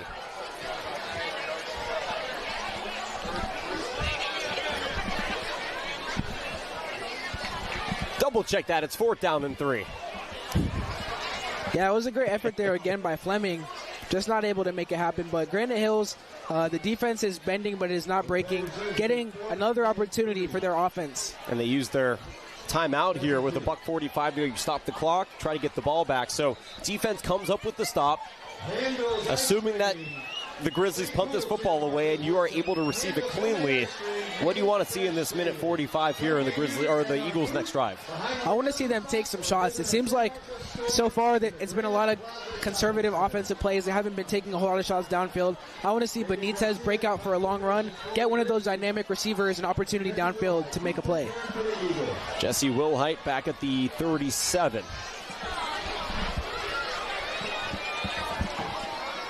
Ooh, this is a high snap.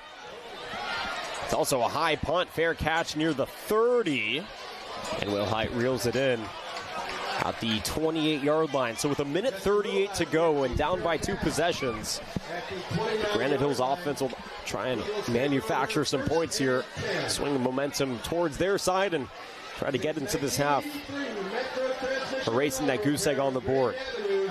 The way this Mission Hills defense has been playing, though, they have really frustrated Benitez and this offensive line.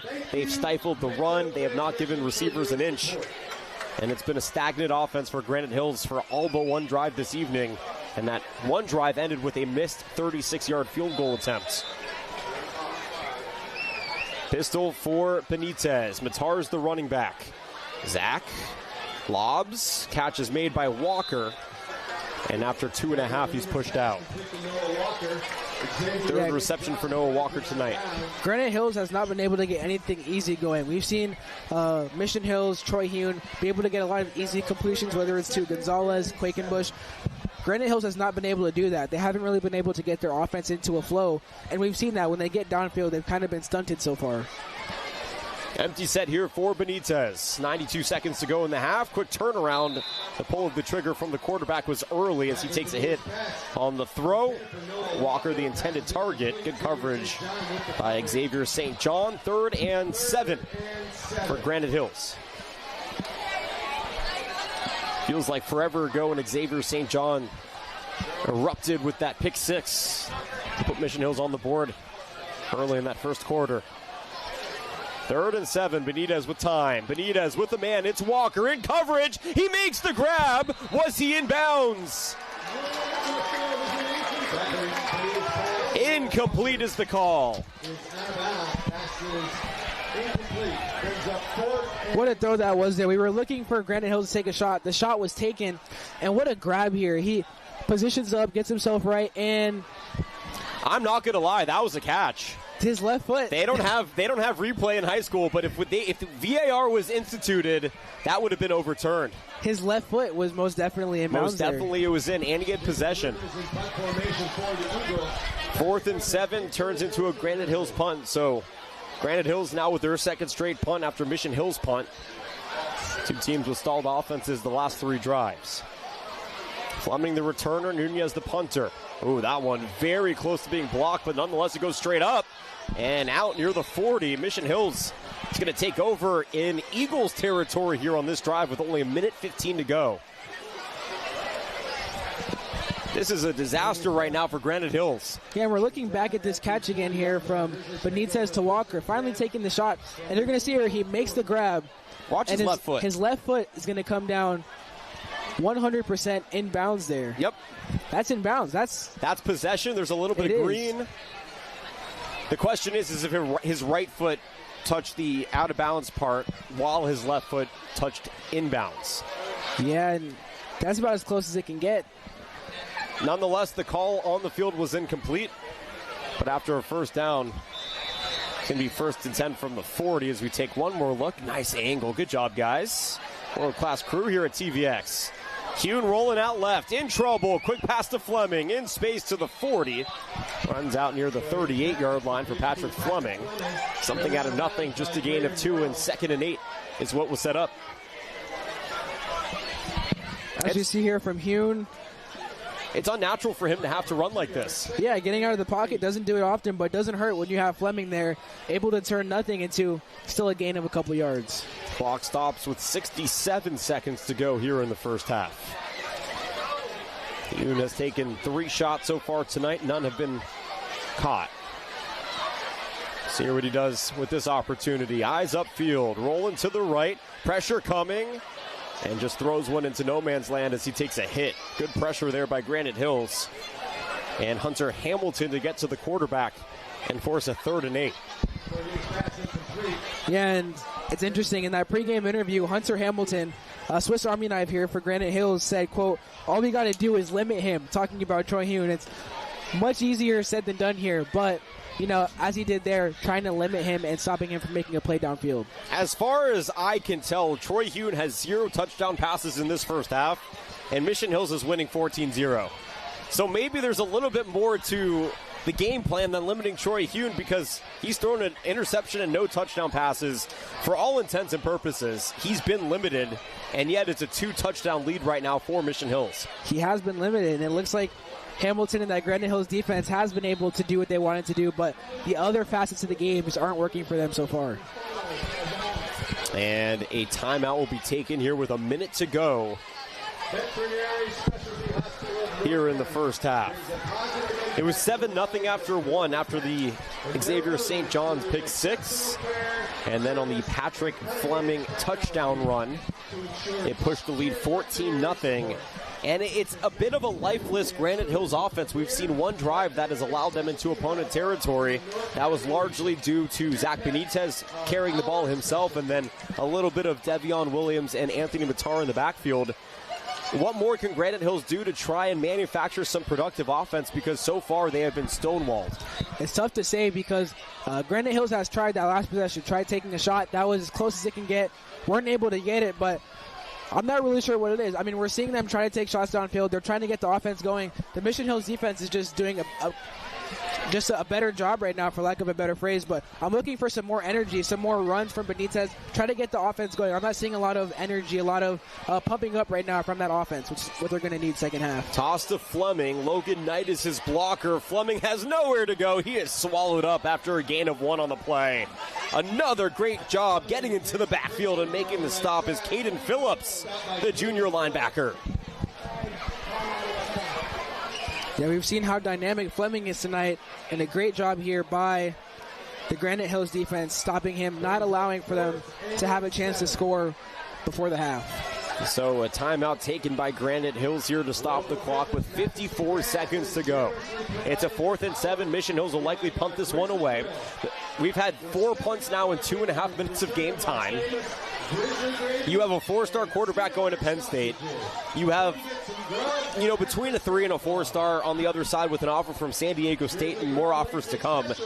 And we've had 4 punts here in the last 2.5 minutes of the first half. Yeah, not what we expected at all. And honestly, I think second half we're going to see a little less of that. We're going to see a little longer drives on the offense. And at some point, you have to figure, we have to bank on Granite Hills having a longer drive, being able to get into the end zone eventually in the second half. So Will Height is the one to return. Back at his own 10-yard line. Davion Garcia out near the 48. Perfect snap this time. Let's see if Will Height lets it go. No, he's going to return it at the 5. Wrapped up at the 10, staying on his feet for a moment before a slew of Grizzlies take him down at the 5. Forward progress brings him out towards the 7, maybe the 8. And with 44 seconds to go, it's going to be a good chunk of the football field to go here for the Eagles offensively. Yeah, and throughout the season so far, Jesse Wilhite has averaged 20 yards per kickoff return or punt return. Was not able to do anything there. In that situation, I don't mind it. Try to find something. If he can break long from one, we need some momentum for Granite Hills. Wasn't able to do it, but 44 seconds here backed up. You have to think maybe they go for a couple runs and then just let this one run out into halftime. They will get the ball back to open up the second half. You saw DJ Wilkins with the melancholy look. Has yet to receive the ball. Nice run up the middle here for Devion Williams, taken down after a gain of 12 on the play.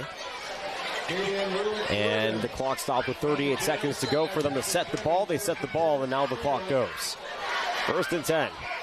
Ball at the 21-yard line. Benitez to throw. Rolling to his right. Has a man. The pass is caught and pushed down here the 30 on the reception. Is Tristan Diaz, his second here in the first half. And I'm not sure why the clock is going. He was pushed out of bounds with like 22 seconds to go. But Granite Hills is going to call a timeout nonetheless. Yeah, and even though this figures to be garbage time play here, this is still, as we see the replay here, this is still going to be very useful for Granite Hills, for Benitez to try to get some more of a rhythm going before they get the ball back. These completions here are things that he's going to see when we come out of the break. So this is still a very useful time and a couple of snaps here for Granite Hills. Yeah, the officials missed it. The clock was running about 5 seconds beyond that play being called dead. There should be about 24 seconds left, maybe 25 here in the half. Instead, there's only about 18. But nonetheless, it's going to be a 2nd and 2 here from the 29-yard line. I mean, maybe you go one shot. If it doesn't work out, just get to the half. Yeah, before, in our last possession, we saw the shot to Noah Walker. Didn't work out. I don't think it's a bad idea here to go back to Noah Walker. Try to take that shot. Try to get it to him. He's your biggest playmaker, the transfer wide receiver. So I think you go to Walker here, see what you can do. But Mission Hill is not making it easy at all, playing everybody back. And that's why Garcia is going to take that. Rather, Williams is going to take the handoff and go way backwards. Grant Kirkendall with another tackle, a huge stop on the play, and the clock winding down under 10 seconds to go. Can the Eagles get one more play off here, down by 14? Benitez surveying, rolling, throwing, caught by Walker. Walker to the left, now up the middle, taken down across the 45, and that's how this first half will come to a close. A defensive touchdown on a pick 6 by Xavier St. John's, and a touchdown run by Patrick Fleming account for the 14 total points in that first half. 14-0 Grizzlies leading the Eagles here on a Friday night. And a very big surprise in how this first half has gone for both these teams. Yeah, not what we expected to see at all. From one aspect, offensively, only one touchdown, and for most of that half, it was the defensive touchdown from St. John on the pick 6 off of Benitez. So, and on another end, the Granite Hills offense has not been able to do much. Benitez hasn't really gotten much going. So not what we were expecting at all here. But nonetheless, Mission Hills here so far is en route to getting their revenge for the last 2 years of losing to this Granite Hills squad. It's halftime here in San Marcos. Mission Hills 14, Granite Hills 0. We'll return with your YurView Game of the Week presented by TVX Video in a couple of minutes. San Diego High School football is going live. Starting Friday, August 29th, the San Diego section will be partnering with TVX Sports Video to broadcast one high school matchup every week for free on YouTube, YurView San Diego, and Cox Cable. Friday, September 19th, Cathedral Catholic travels to face Helix on the San Diego section Game of the Week. Watch live on YouTube at TVX Sports Video, Cox Channel 4, and YurView, California.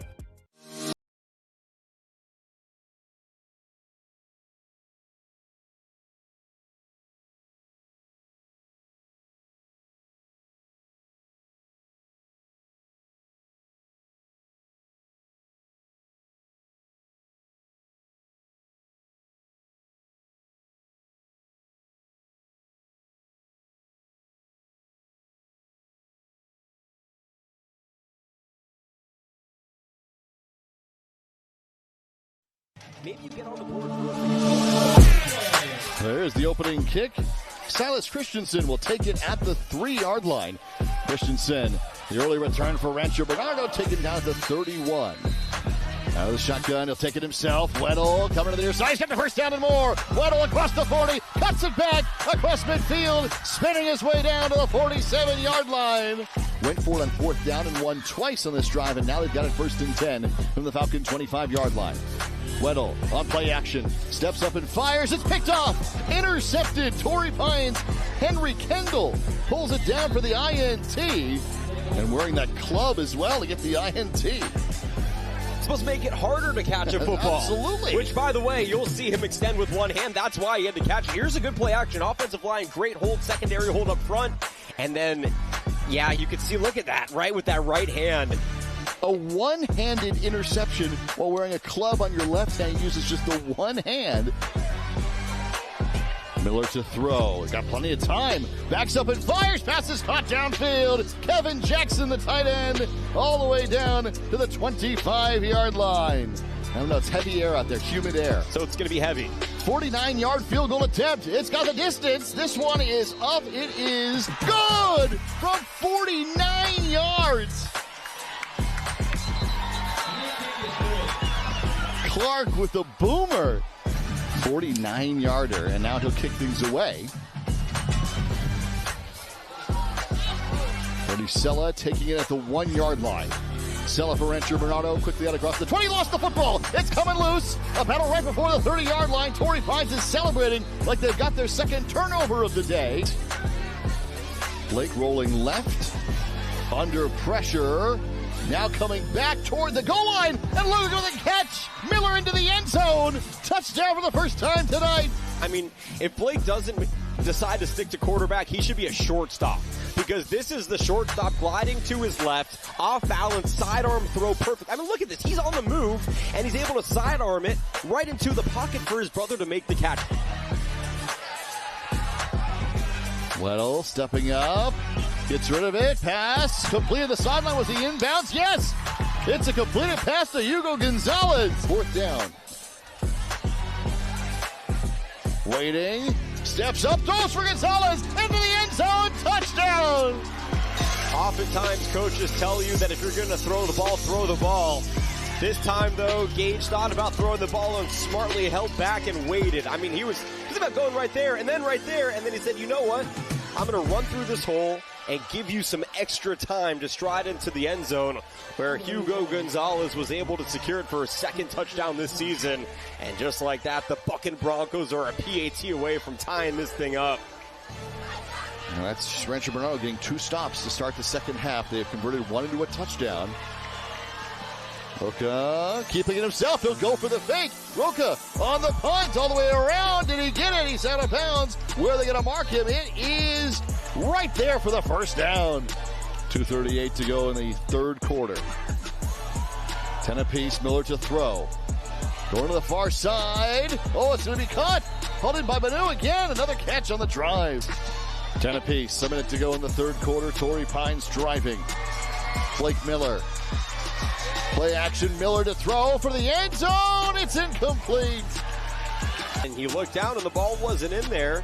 I like this, though. Good job by Miller. You fake the handoff, and then it looks like it's going to be a screen pass because the line doesn't block, so you hope that opens up some space. And a good job. I think the pinky got on the end of that ball there by Cal Grandinetti.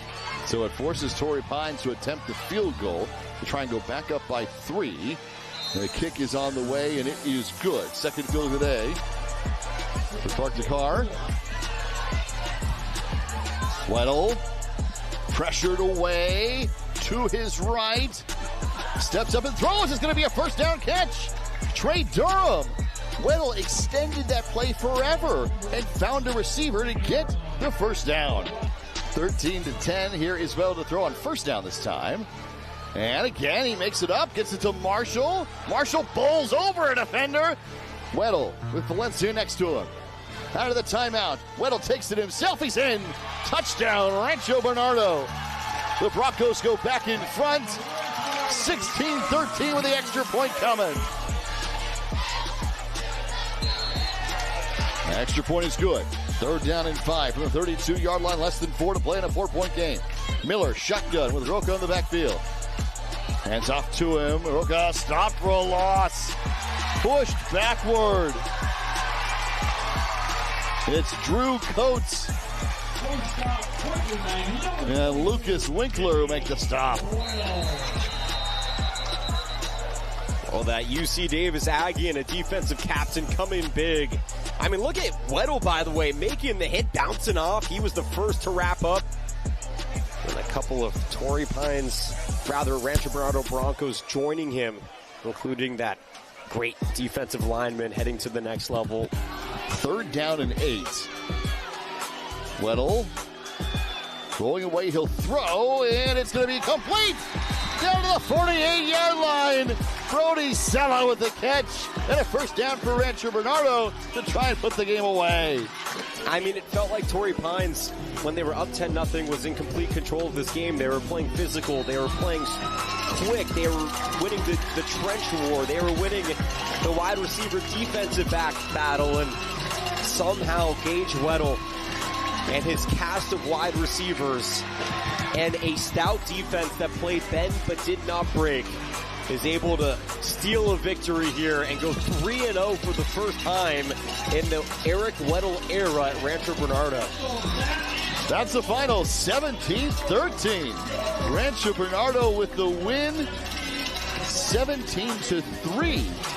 After going behind early, they come back and win it.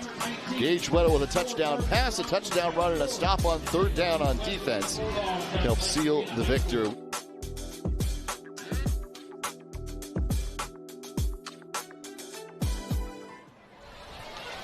Halftime here at Mission Hills, the Grizzlies lead the Granite Hills Eagles 14-0.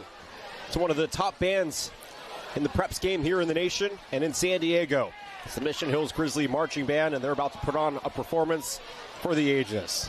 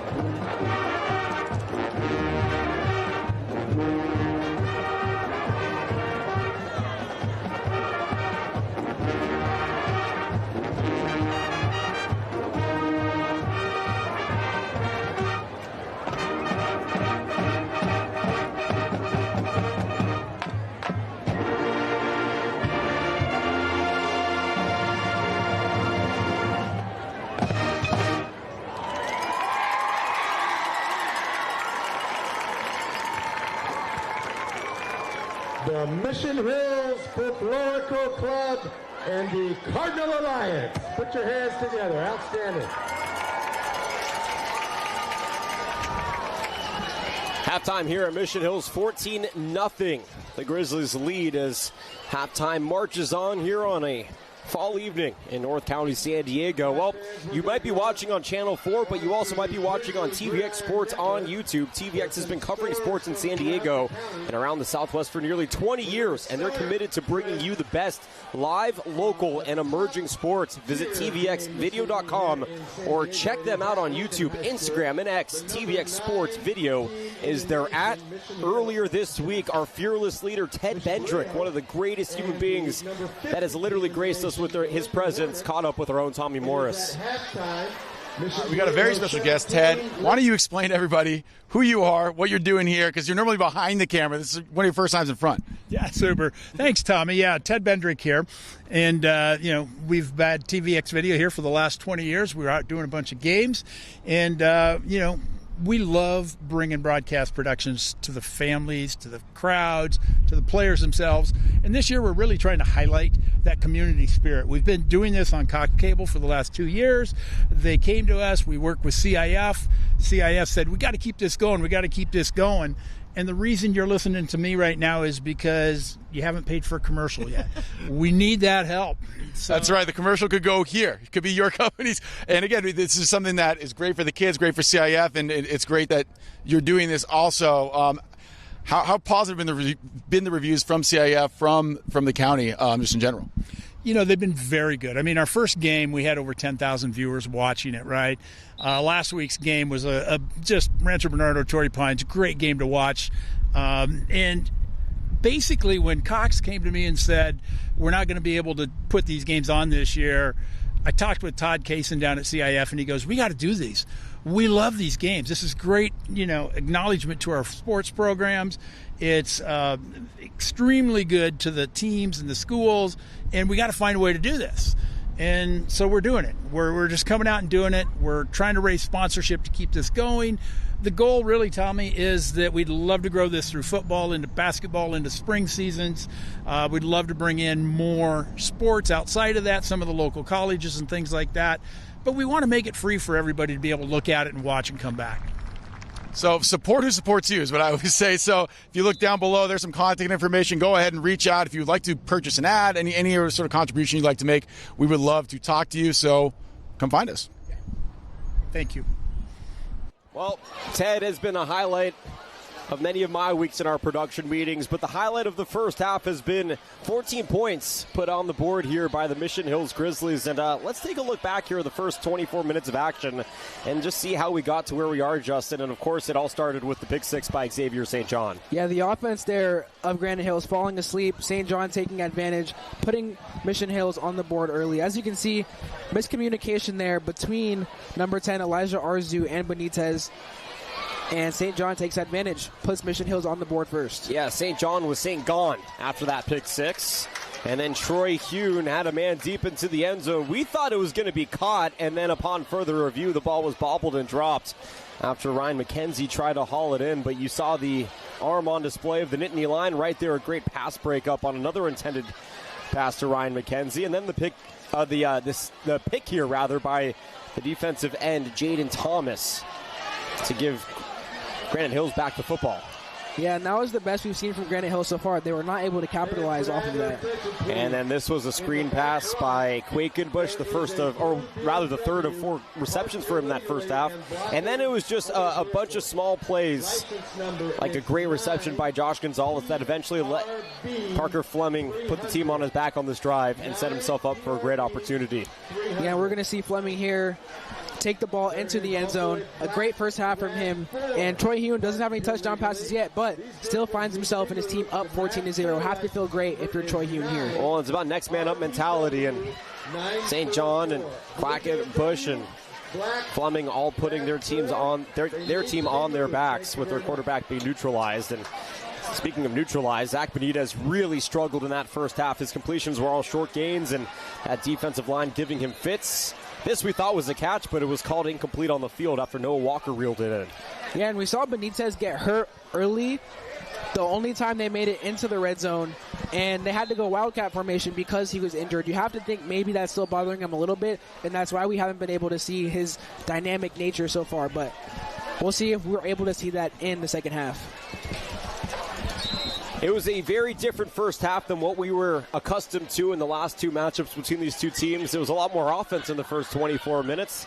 Here tonight, it's the defense that's really taken the center stage for both of these teams. Justin Rosette, Jonathan Rifkin, delighted to be with you no matter how you're watching or where you're watching. All of us here at Cox YurView Channel 4 and at TVX Sports Video appreciate you making us a part of your Friday evening plans. What are some keys in the second half, Justin, for Granite to try and get back into this game? I think, for one, Granite's defense has done a great job. They haven't allowed they allowed one offensive touchdown. That was a long, hard-fought drive. They're doing a great job so far. I think Benitez has to get going. They have to get some plays going downfield. They have not been able to get a rhythm yet, and they're not going to be able to come back unless Benitez gets into a rhythm with his receivers. Yeah, the irony, if I'm in that locker room at halftime and I'm Coach Kendall Cobb, I'm thinking to myself, I should be proud that my defense gave up 0 passing touchdowns to the best quarterback in San Diego, but Coach Kellen Cobbs probably isn't feeling that elated by that stat, because you look up at the scoreboard and it's 14-0 regardless. It is, yeah, and I think besides also just Benitez, I think continuing to put pressure on Troy Hune. They've done a great job of that, but unfortunately, I don't think you're going to be able to hold Troy Hune in this offense for the whole game. They're down 14, but not only do you have to score 14 points, you have to stop Troy Hune and that offense from scoring, so big task here for Granite Hills the second half.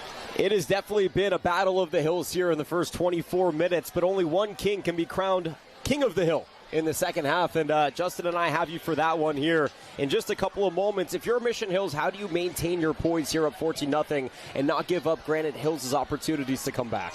I think continuing to do what you're doing, run the clock down, give Fleming the ball, allow him to run the clock down, not make Troy Hune have to do too much, keep throwing those short passes, those short routes, but I think really just keep running the ball down the throats of Granite Hills here on defense and controlling the game, running that clock down, and sooner rather than later, it'll be only a matter of time. Well, now a senior here at Mission Hills, quarterback Troy Hune didn't focus on quarterbacking until his freshman year. Now a Penn State commit and the prototype passer who can extend plays and lead offenses down the field. His uncle was his mentor. His father at one time was a coach at this very school. And he's looking to join the names of some of the greats. Chris Olave, who plays for the Saints, one of the best Ohio State wide receivers ever. And, of course, Jack Tuttle, who most recently was with Michigan, medically retired from football after 7 years playing at the collegiate level last year and winning a national championship in 2024. But even though those names are in the lights here at Mission Hills, Troy Hune hopes to cement his own legacy here as one of the greats in the maroon and gold. And as you mentioned, Troy Hune has only been playing quarterback for 4 years. He was an offensive lineman in middle school, didn't start playing quarterback until he got here to Mission Hills. So what a turnaround that is, from being an offensive lineman, playing a little bit of D-line, to now being one of the top quarterbacks in the country committed to Penn State. Well, he certainly grew nice and tall to change from that offensive line stature into a dynamic quarterback threat. As USA Night continues here into the second half in week 4 of the high school football season. A reminder, next week we will be down south at Helix High School. Tommy Morris and I will have you for that one, where the Highlanders will welcome the Dons of Cathedral Catholic to town. 7:15 kick. 6:45 on YouTube will be a pregame. 7 o'clock pregame here on Cox YurView as well. Well, Granite Hills and Mission Hills both lined up on the wrong sides. So they're going to flip the field here. And Baker is going to mark his spot. Will Height and Demery, the two to return here for Granite Hills as we take another look at our schedule. Of course, the first 2 weeks, so much fun. Lincoln destroying Long Beach Poly at home. Rancho Bernardo edging Torrey Pines late last week. And here halftime begins, rather the second half begins, with Will Height and his heels towards the end zone, taking this one out across the 20. Will Height to the 30, flying down to the 34-yard line finally before he stopped. Nice gain on the play, and Quinn Chavez on the tackle there. But first and 10 from the 33, solid field position to start for Granite Hills. Yeah, when you're down big like they are right now, you're looking for any sort of a spark, anything to get you going. Will Height, with a nice return here, he saw a lane early, was able to take that lane, get through it there with his blockers, as you see number 42 blocking for him there. Gets to the 33. Could that be the spark that they need to get going? We'll see. Sometimes it can be a kick return that injects some life into your offense. Benitez and Matar in the backfield. On the move is Smith. Benitez gets flattened once again from behind. Second time he's been taken down here tonight. First time by Nathan Ryer, the senior nose guard and defensive tackle. Yeah, that's not what you want there after the excellent kick return from Will Height. Getting under pressure here is Benitez. Does not see the defender, Ryer, coming from his backside and gets sacked. Not a great start to the half. Loss of 5 on the play. Handoff up the middle goes Williams. Anthony Matar, the one on the carry, goes across the 30. And just a yard shy of the original line of scrimmage. A gain of 4 and a 3rd and 11 upcoming. Anthony Matar, a feared running back. It was a fight between Granite Hills and some of their competitive counterparts to get him from Del Norte, but ultimately settled on the Eagles, and boy, are they happy to have him. Benitez with a man out wide. Walker reels it in. Were his feet in? They were. A first down by Noah Walker in the Eagles offense. That is exactly what Granite Hills needed there. Benitez keeping his composure, finding his number 1 target so far this season, Noah Walker. Walker had a couple catches at the end of the half. Going to look to keep that momentum going forward. Also had a great catch taken away from him. Here's a handoff on the draw. Matar bearing his shoulder into that offensive line, but nowhere to go. And actually, that's Devion Williams, my mistake, after a gain of 2 on the play.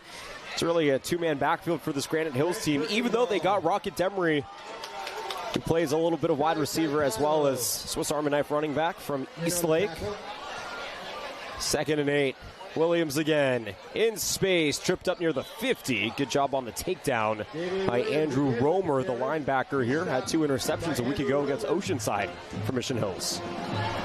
I think whether it's Devion Williams or Matar here, almost interchangeable. Both hard-nosed running backs that are going to fight for every yard they can get, as you saw with Williams there. 4 yards to go here on this 3rd down. Big drive, big play here for Granite Hills. Matar's the running back. Taking the carry. He only needs 4. He gets 5 and some change. And some tough shots taken on the end of that play, but Anthony Matar gets more than enough to move the sticks on 3rd down, and some aggressive running here for the Eagles offense. Interesting here, Coach Cobbs in his 14th year at Granite Hills, relying more on the run than he is on Benitez here so far in this half, but it seems to have been working. They had a 3rd down early, they kept this drive going, and they're now on the other side of the field looking to keep it going. Another draw. This is Williams. Scurried forward for maybe a gain of 1 or 2 on the play. Williams trying to use his dynamicism to get a little bit more, but this Mission Hills defensive line is so disciplined. Really hard to fool them on any type of run. On 2nd and 8, Zach looking to throw.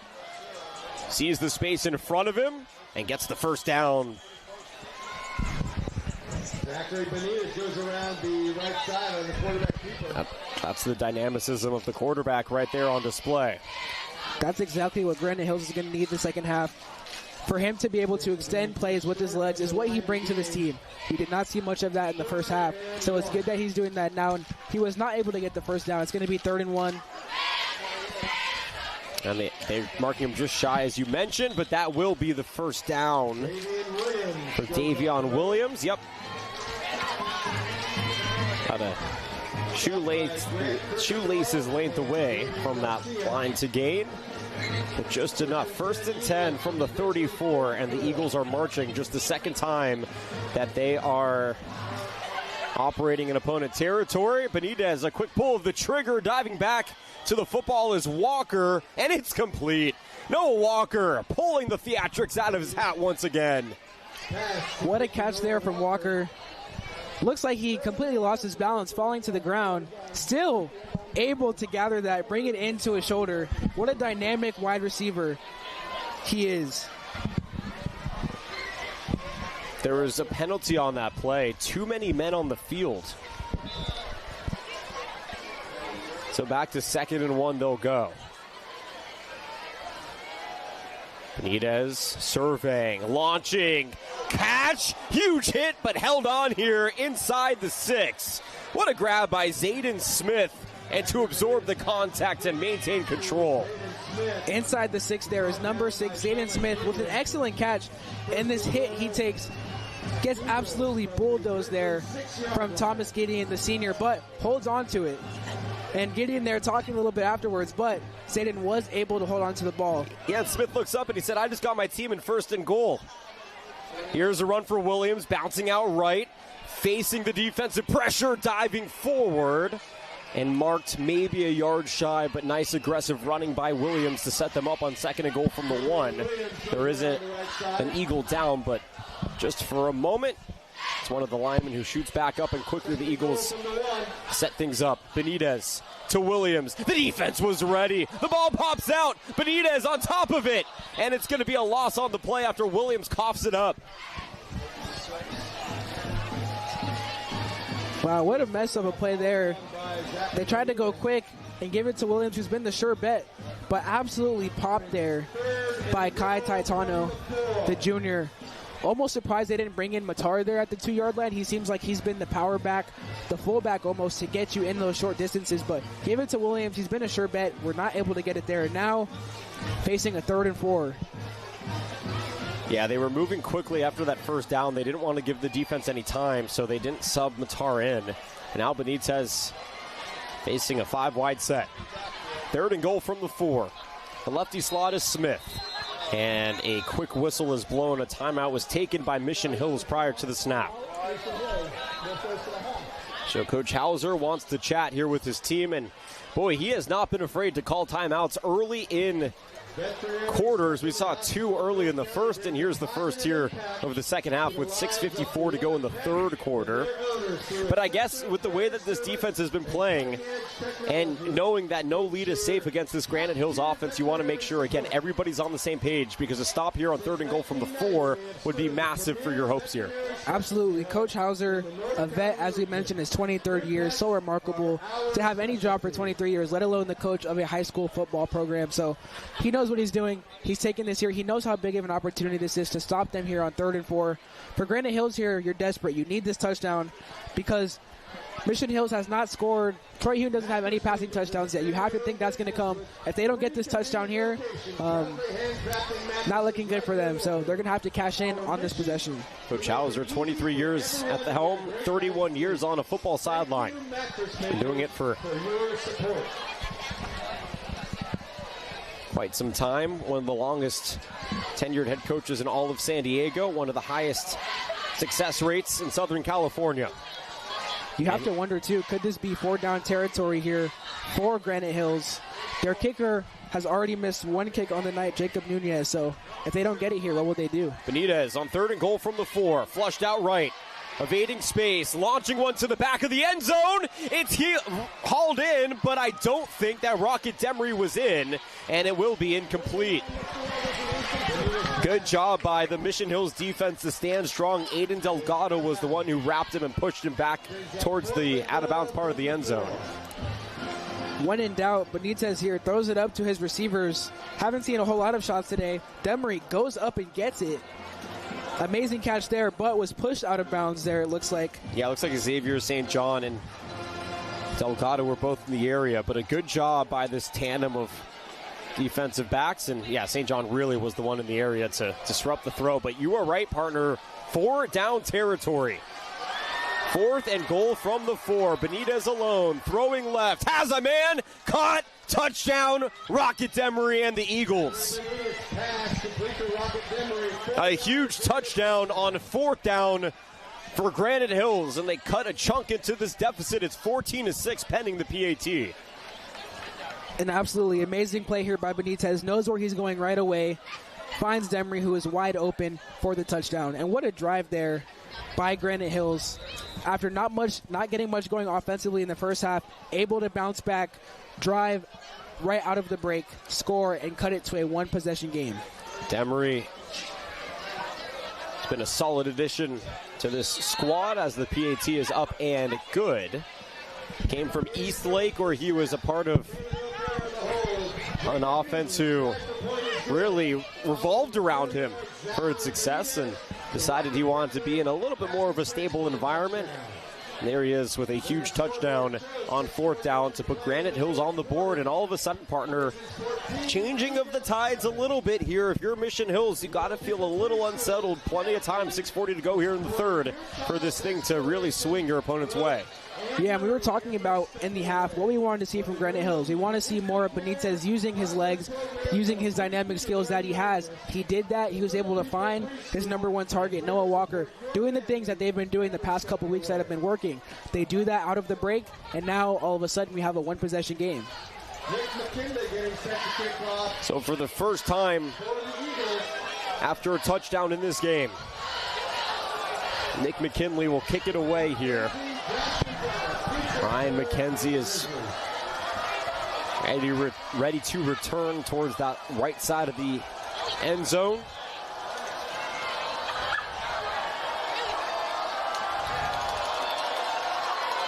Boy, McKinley likes to keep you on the edge of your seat, doesn't he?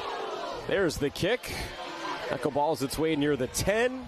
Now taken here right at the end zone line. And not much space there. A great tackle out near the 14-yard line on the return by Ryan McKenzie. The tackle was made by Davion Brown, the junior, plays both wide receiver and DB. Yeah, McKenzie, we know he's a dynamic player. We've seen him on offense. Trying to make something out of nothing there, is not able to do it. As we mentioned, the play by Davion Brown. So a 15-yard return, and Troy Hune gets set back to his own 15-yard line. 1st and 10 from the 15. He's in the single back with Fleming out behind him. Gonzalez on the move. Handoff Fleming. Finds a crease and chugs his way to the 20. A gain of 5 on the play. They're going to give him an extra gain on the burst, so a gain of 6 now. As we see a bit of a delayed handoff here. Fake handoff to Gonzalez, handoff to Fleming. We'll look to see. Fleming looked almost unstoppable in that first half. Will Granite Hills be able to stop him? If they can get the ball back here early, you can give the ball back to Benitez, who had a hot hand in that last drive. Try to tie this game up. 2nd and 4. Fleming wants the first down, gets it in some change. Patrick Fleming tripped up out across the 40 after another strong gain from the backfield. Wilhite was the one on the tackle. Yeah, not so easy to stop Fleming, though, as he shoots the gap here. Blocker's doing an excellent job.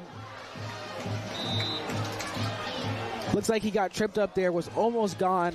Yeah, for the long touchdown. Wilhite was the last line of defense. He grabbed the aglet, which is the end of that shoelace. For those looking for a definition lesson, you know what an aglet was? I did not know what an aglet was. So there you go. I'm going to use that every day now. Thank you. I appreciate that. Please do. 1st and 10 from the 42. Hune moving under center.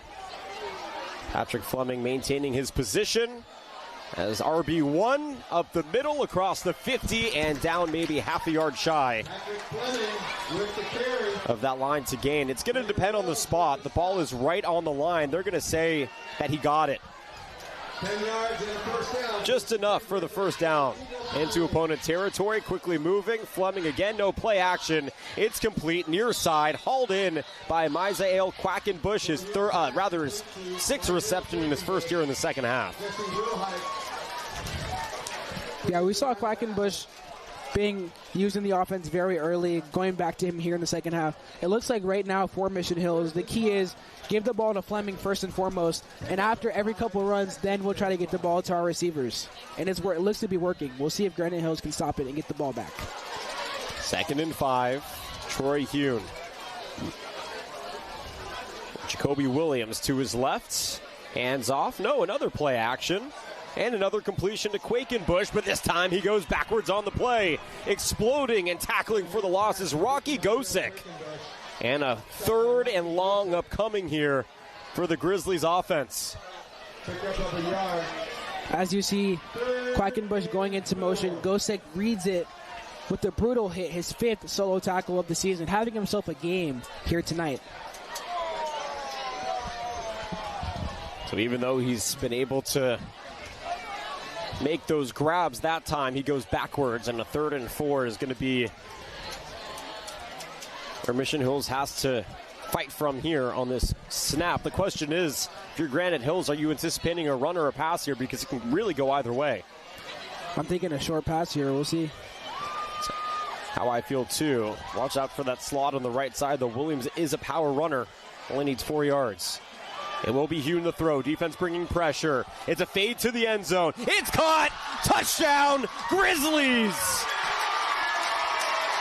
Ryan McKenzie, the sophomore, gliding in for 6.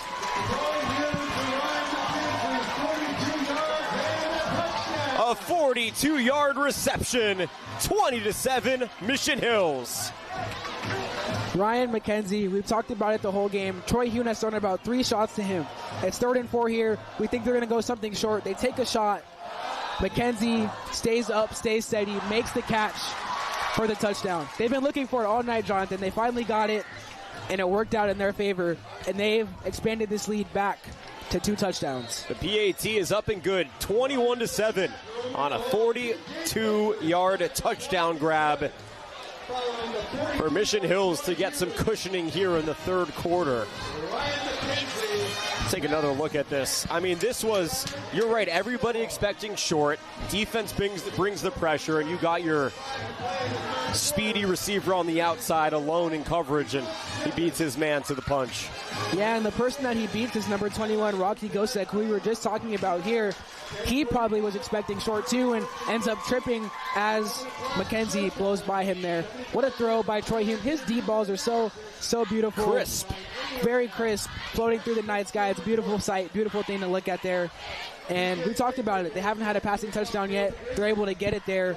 And very important because Granite Hills started to pick up some momentum, and now it's back to a 2-touchdown lead. Now Granite Hills will have to score 2 more times to even thinking about tying the game. Oh, high catch made back towards the end zone. This is Rocket Demery doing some damage.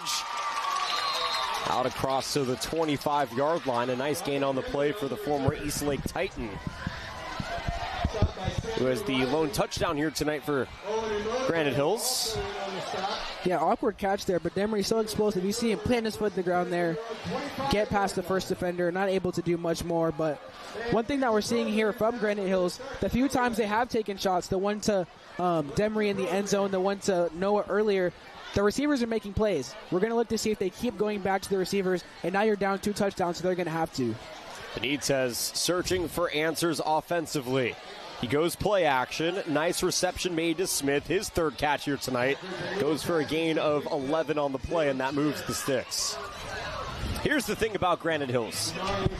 They have an abundance of wide receivers. As long as Benitez is on the same page, they should find ways to be productive. This time it's going to be a run. Williams trying to bounce through that gap and gets maybe 3 out of it. Wrapped up around the foot by Andrew Romer, the senior middle linebacker. Yeah, the run game has been very important to Granite Hills so far tonight, but down by 14 and time running out, you're not going to have as much time to run that ball. Time to throw it. Benitez doing just that, wide open, and hauled in by DJ Wilkins. His first reception here tonight, and it is a big one. Out across the 30-yard line to the 28. As we'll see here, Wilkins finds himself wide open, makes the catch. Beautiful throw there by Benitez, putting it right on the nose, able to get a few extra yards there before being pulled out of bounds by Thomas Gideon. Part of Mount Miguel's team last year, has an offer from Arizona. Nice feed up the middle, a rocket reeled in by Demery. And that goes for a gain of 6 on the play. Maybe 7. Maybe even 8. And now we're starting to see Granite Hills get into a rhythm offensively. We're seeing Benitez making quicker decisions, getting his receivers involved. Now already into the red zone, only a few plays into this drive. 2nd and 2 from the 20. Benitez keeps. Benitez swerving all the way up to the 15-yard line, a gain of 5 for the junior quarterback. And now he's starting to look like the confident, poised quarterback that we have come to know and love watching each and every Friday night. Play action, Walker towards the end zone, untouched. 6 points for Granite Hills. Noah Walker striding in for his first touchdown of the evening, and a very quick drive for Granite Hills in response to the Mission Hills touchdown puts them down by a possession pending the PAT. Here we go, Jonathan. This is the offense. This is what I wanted to see as we were talking pregame. The third offensive touchdown so far already of this half.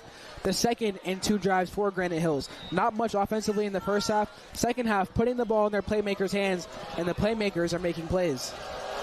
Zach Benitez completing another drive with a touchdown. PAT up, PAT through. 21-14, 2:25 to go here in the third quarter. And it's got to feel good if you're Zach Benitez to finally see this happen here tonight. Perfect throw there by Benitez. His receiver, Noah Walker, isn't even looking yet. Puts it on the spot when he turns around. It's right where he wants it. And Noah Walker is so dynamic. 2 people there with a chance to make tackles. Not going to happen. He waltzes into the end zone and shows the emotion of a team here that is fighting for their lives, needing a defensive stop now to put the ball back into their quarterback's hands. His 4th touchdown of the season. And by the way, the Granite Hill faithful, they have made the trip up here to San Marcos. It was the most well-attended road junior varsity game I've ever seen. And then they showed up in even more droves for the varsity game. It's like watching Nebraska football on the road. You know when Nebraska travels, you're going to get a hostile and hellish road environment. Well, Granite Hills' fan base is excellent on the road as well. After the touchdown, this ball is going to bounce into the end zone for a touchback. And Mission Hills will take over here on their own 20 with 2:25 to go in the third quarter. So Troy Hune has a touchdown pass. It's responded by Zach Benitez's touchdown pass. And after 7 combined points in the first half, we have now seen a lot of action here in the third quarter. Rather, 14 combined points in that first half. Yeah, what a start to the second half we have so far. And we have an interesting position here because we saw Mission Hills on offense drive down the field and score after Granite Hills scored, and now Granite Hills responds. How is Troy Hune and this offense going to respond? Will they increase the lead again, or will they give Benitez the ball back with a chance to tie? Fleming behind Hune. Fleming up the middle. Fleming on his feet. And taken down out across the 30 to the 37, and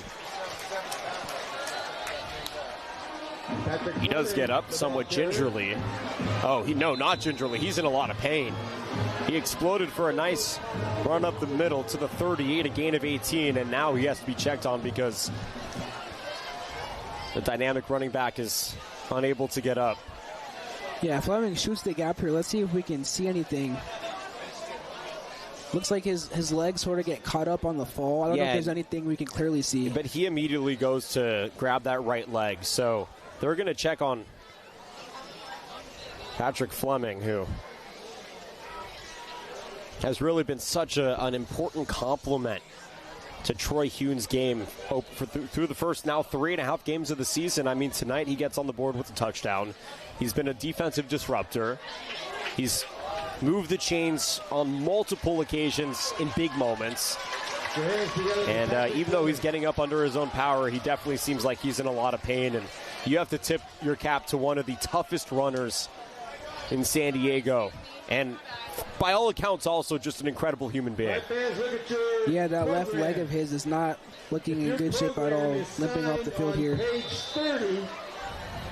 You have won West Coast Pizza. Fleming is so tough. After he went down there, his teammate tried to pull him back up and say, come on, let's go. And Fleming was like, wait, I'd love to, but yeah. Well, we will check on him and hope that he's okay. For now, though, the backfield will be occupied by Jacoby Williams, his senior counterpart.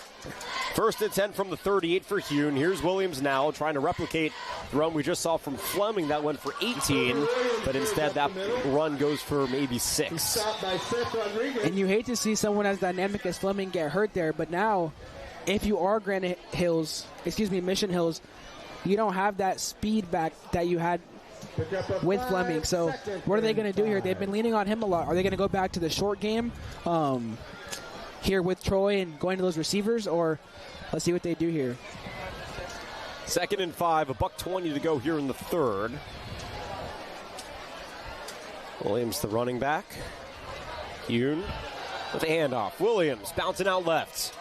Staying on his feet. for a moment before being taken down WWE style by Jaden Williams, or rather Jaden Thomas, the junior defensive back. Nonetheless, a gain of a good chunk for a first down.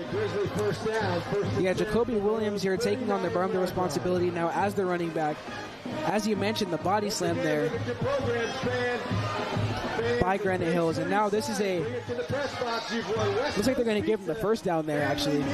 Earns the first down, and they will continue this drive as the third quarter clock runs out.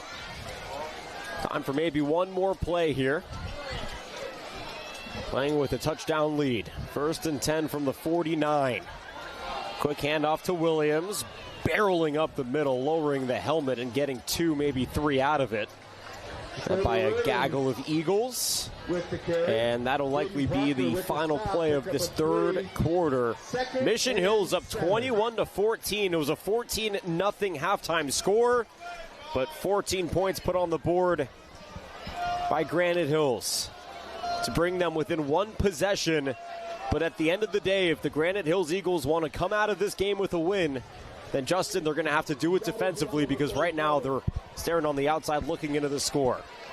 They are going to have to buckle down on defense, and we alluded to it in the first half. They were playing very good defense. They were able to stop Mission Hills. Have not been able to do that so far in the second half. Back in a moment, the fourth and final quarter is upon us. It's the YurView Game of the Week here in San Diego, presented by TVX Sports Video. San Diego High School football is going live. Starting Friday, August 29th, the San Diego section will be partnering with TVX Sports Video to broadcast one high school matchup every week for free on YouTube, YurView San Diego, and Cox Cable. Friday, September 19th, Cathedral Catholic travels to face Helix on the San Diego section Game of the Week. Watch live on YouTube at TVX Sports Video, Cox Channel 4, and YurView, California.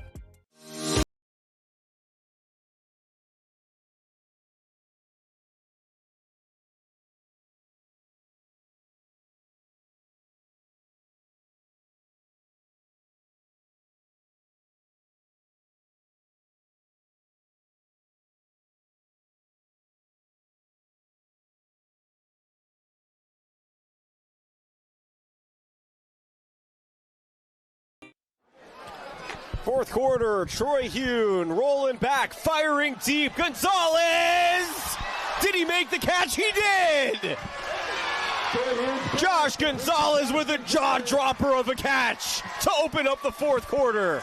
Down inside the 20-yard line. What a catch there by Josh Gonzalez. Troy Hune looks to be under pressure. Fires it to Gonzalez, who is one-on-one, leaps up, makes the catch, gets the foot in bounds. Absolute dynamic catch there from Josh Gonzalez, the transfer wide receiver. If Cirque du Soleil needs a backup, call Josh Gonzalez. Jacoby Williams on the response with a gain of 5, maybe 6. But my goodness, what a way to start off the fourth quarter. Fireworks for Mission Hills to put themselves in the red zone. Look at this angle. Yeah, after that catch, the Mission Hills crowd here was chanting, "We love Josh," and I know Troy. Yeah, we know Troy Hune does too. After that amazing grab he made there. I mean, he had 21 touchdowns for the Escondido Cougars a season ago. For sophomore quarterback Caden Thompson. 2nd and 5.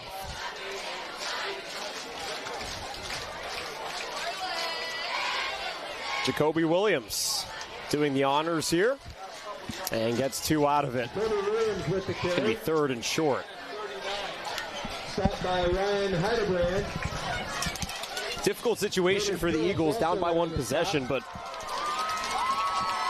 you know, even a stop here on 3rd down relinquishes potentially a field goal, and that still puts you down 2 possessions, but plenty of time. We saw them score twice in that 3rd quarter. You got to get stops no matter what. Absolutely, and I think if they're able to hold them here to a field goal, we saw what they were able to do, as you said, last time out on offense. They could drive down, make it a 1-possession game again, but have to stop them here. Here's the switch. That puts Quackenbush in the slot. Now he's moving as a stunt. Williams, play action, Hune, flushed out, now up the middle, the pro quarterback looking to run. He's in trouble, spinning, twirling, falling down at the 10, and no gain on the play. And a good job by that Granite Hills defense to toughen up and get the stop on third down. Troy Hune, by no means an easy man to bring down. As we see there, it took a couple defenders. He doesn't get out very much, but when he does, he's effective. Not here, though. They're able to bring him down. Took a couple guys to help there. And it looks like Mission Hills may be staying out on the field. No, not anymore. 4th and 1. I had the same thought you had, partner, but yes, the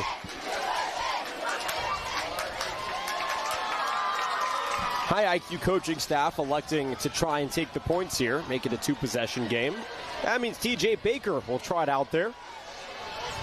TJ Baker electing to try and not through this 26-yarder. Baker for 3 on the line, and he splits the uprights. 26-yarder from the kicker, 24-14 with 9:10 to go in the game. The Mission Hills Grizzlies leading by 10. Nothing too complicated about this one. Good snap, good hold, good finish.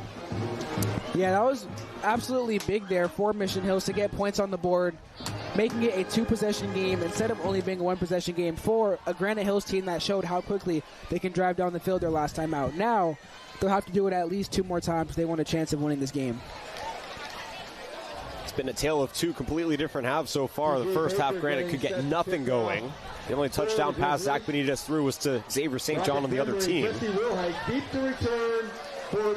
Sometimes I wonder if a pick 6 should count on the stat sheet like an own goal counts in soccer. Like, it still shows up. Like, the defensive player should get full credit, but the quarterback should be tallied with some sort of like own goal statistic. As Baker kicks right through my nonsensical point for a touchback. I think your nonsensical point does have a bit of a point. I think when the pick 6 looks kind of like the one we saw earlier, there was no receiver in the area. So those maybe should count as not a deduction of a touchdown, but an own goal sort of interception. Right. I can see that. Just for vanity purposes. That's all. Right. Vanity purposes. 1st and 10 from the 20 for Granite Hills. Reminder, we'll be back on the air in a week's time down in Central San Diego, Helix and Cathedral. 6:45 pregame on YouTube, 7 o'clock pregame here on Channel 4, 7:15 kick. Here's a handoff, Javion Williams up the middle. And we'll call it a gain of 6 on the play. They're going to give him an extra spurt, so 7 for a 2nd and 3 for the Eagles offense. I think the closer we get to the end of the game, the more important that own goal interception becomes, because if that was avoided, I believe that was on 3rd down, Granite Hills could have gone without giving up a touchdown there, but now down by 10. Good run by Jameer Alvarez, the 3rd running back on this depth chart. First carry here tonight, and he'll be subbed out for Williams. So no Anthony Matar. We saw him request to be subbed out in the last drive, and since then it's been all Williams, and then that time Alvarez. Nonetheless, 1st down. Williams on the carry, splitting the pair, and then being taken down out near the 40. So Granite Hills moving quickly, but only looking for nominal gains right now, which is fine. It's about productive offense. Still 8-12 and counting. Now Zach looking to throw. Veering far side. Has Noah punched away. He was being grabbed by the shoulder, but no flag comes in. And good coverage by Xavier St. John. Yeah, the closer we get to the end of this game, we're going to see more shots being taken. Noah Walker was one-on-one. Benitez loves nothing more than seeing his number 1 receiver one-on-one. Absolutely his left arm being held there by St. John. St. John might have known there he got away with a little something, but referees didn't see it. Guess it doesn't count. Only 3 flags have been thrown in this game. 2 holdings and a delay, a false start. 3rd and 6. Pass snared in. Nice first move and a second effort here by Tristan Diaz. His 3rd reception tonight goes for a nice gain of 13. And the chains continue to move here for the Eagles. The second half has really brought out the dynamic abilities of the Eagles receivers. Whether it's Tristan Diaz, whether it's Noah Walker, Demery Rocket, DJ Wilkins, the receivers are showing what they can do as Benitez gets them the ball. Benitez looking to try and find another receiver here up the middle. It is reeled in. Great job out near the 35 here for the Eagles offense. Second reception for DJ Wilkins. And very much parallel to the last drive here for Granite Hills, moving quickly and effectively right through their quarterback, Zach Benitez. And as Benitez continues to throw the ball more, I'm wondering, will one of these Grizzly defenders make a jump on the ball and possibly send this game home? Or give up a big play.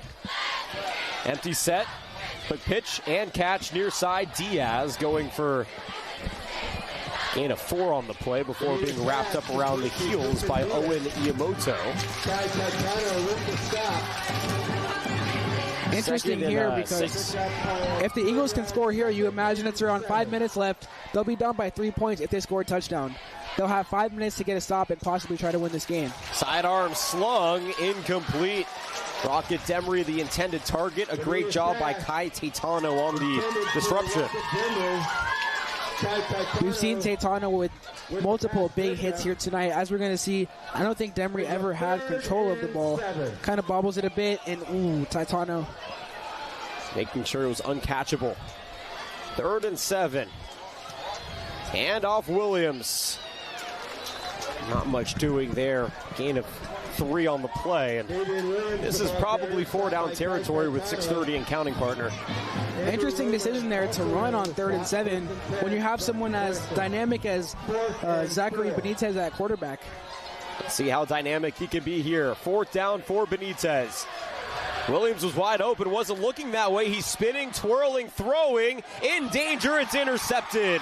Not a smart pass. John Garcia II along the sideline. Garcia II untouched all the way for the touchdown.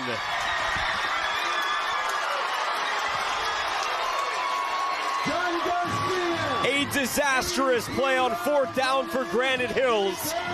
And for the second time tonight, it's a pick 6 for the Grizzlies. The clock continued to tick. It was getting to Zach Benitez there. We mentioned the questionable decision to run on 3rd and 7 instead of possibly going 2 downs at a time. Makes an errant throw. There was nothing available. He was trying to make something happen on that 4th down. Nothing was there. Forces him to make a bad throw. And for the second time, another own goal, as you pointed to earlier, throwing it right to the defender there. Offsides is going to be called here on the ensuing PAT. And it'll be on Granite Hills jumping too early. Half the distance. Not going to change much here unless Mission Hills elects to go for 2, which hard pressed for me to assume that's going to be the case, but we have seen really impressive plays and then some head scratchers, and perhaps the one that causes the dandruff to fall off the scalp the most was that most previous thrown interception by Zach Benitez, as another flag is thrown here, and this time their favor is returned by Granite Hills, or rather by Mission Hills. But you mentioned 2, maybe 3 plays, right? 2 pick sixes, a missed field goal, leaving points on the board, and it's got to be so frustrating for an offense that found its rhythm here in the second half to come away not only empty, but having thrown a second pick 6 here tonight. So many missed opportunities, and you have to wonder, the one possession they got to the red zone earlier, and Benitez goes down and gets hurt, and the pick 6 early on the miscommunication. What could have been if those 2 key things went their way instead of going Mission Hills' way tonight? Well, the PAT is good. 31-14. Let's take another look here. So Williams was wide open on the left side. He's waiting on a wheel route. He's waiting. Zach never finds him. Pirouetting. And then just disaster. Yeah, Benitez lost that ball up there, trying to make something happen. Him and his receiver, again, not on the same page. It looked like he could have had a bit of a lane to run, but he'd already done a lot of twirling at that point. By the way, Wyatt McKinley with a great block on Benitez. Benitez would have been the last line of defense on the return by John Garcia. But, I mean, this has been all Grizzlies for the most part. 31-14 with 6 minutes to go. Looking to try and shake off 2 straight seasons. But Granite Hills has opened up with a win against Mission Hills. And here in round 3 in 2025, it has been the Grizzlies from the onset. Going to try and put the cherry on top of this Friday night Sunday here in the final 6:03. Baker with the kick. Wilhite takes inside the end zone for a touchback. TJ Baker. It's very interesting because last year we saw Mission Hills lose this game and make the Open Division, but that's because their conference is so difficult. Granite Hills, not as difficult of a conference, still a difficult schedule, but dropping a game like this here tonight does make things a little bit more difficult as your season goes along. You got to not only win, but you got to win big in games that you're expected to win if you indeed go on to lose this game. Definitely. I think what we're seeing here is Mission Hills at the top of their game. The past few years, we've had the same players. You've had Quakenbush, you've had Troy Hune, but now in their senior years, they're making one final push, and they're making it count this time around, not losing, making sure not to lose a third time to the Eagles. Benitez, after the pick six, fires a rocket to Diaz out near the 25. Mark him down at the 26.5, maybe the 27. It's going to be 2nd and 3. Granite Hills won its first CIF title in 2022. They won the state 2A crown. Their defense forced 44 turnovers that year. One of the best efforts ever in San Diego as Walker goes backward after hauling it in near the 30. Forward progress has him right at the line to gain, and it will depend on the spot. Ooh, they're going to call it a first down by half of a fingernail. Yeah, and it seems that the Eagles are sort of not letting the clock run out here, but not as much urgency. That pick six really took the wind out of their sails here tonight. This one thrown away after the defense was able to jump the gun on the line. And 3rd and 3, rather 2nd and 10 is what's set up. 2nd and 10. By the way, that was Garcia on the pressure, the guy who just had the pick six. So we'll see here if Benitez can find a way to get his flow back, at least execute here in the final 5:03. 2nd and 10. Low snap, doesn't matter. Plenty of time. Walker can't catch up to it. St. John in coverage again. I'll tell you what, the confidence that Benitez has to continue to target one of the best defensive backs in California and Xavier St. John speaks a lot about himself as a quarterback and just how he feels about him and his teammates. Yeah, and he has that kind of swagger to him, that confidence that no matter who's on the other side, me and my guys are better than you and your guys. Continuing to target Walker, and it's worked throughout the night. Not able, a bit of an overthrow there, but he's never going to stop going to his guys. This time it goes to Williams on the wheel, and he bumps it off his knee, incomplete. It's been that kind of night for the Granite Hills Eagles. 4th and 10. Benitez showing no signs of coming off the field. So I guess we'll call it 4-down territory here for Granite Hills.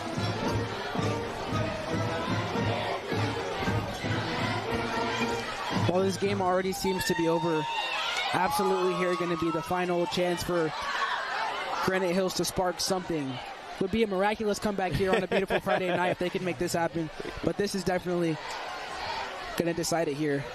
On 4th and 10, slung out far side, Demery on the bounce. Are they saying that he caught it? He did. It looked like it may have bounced into his hands. Instead, he caught that hand under it and kept it secure for a big first down. Benitez here keeping his composure.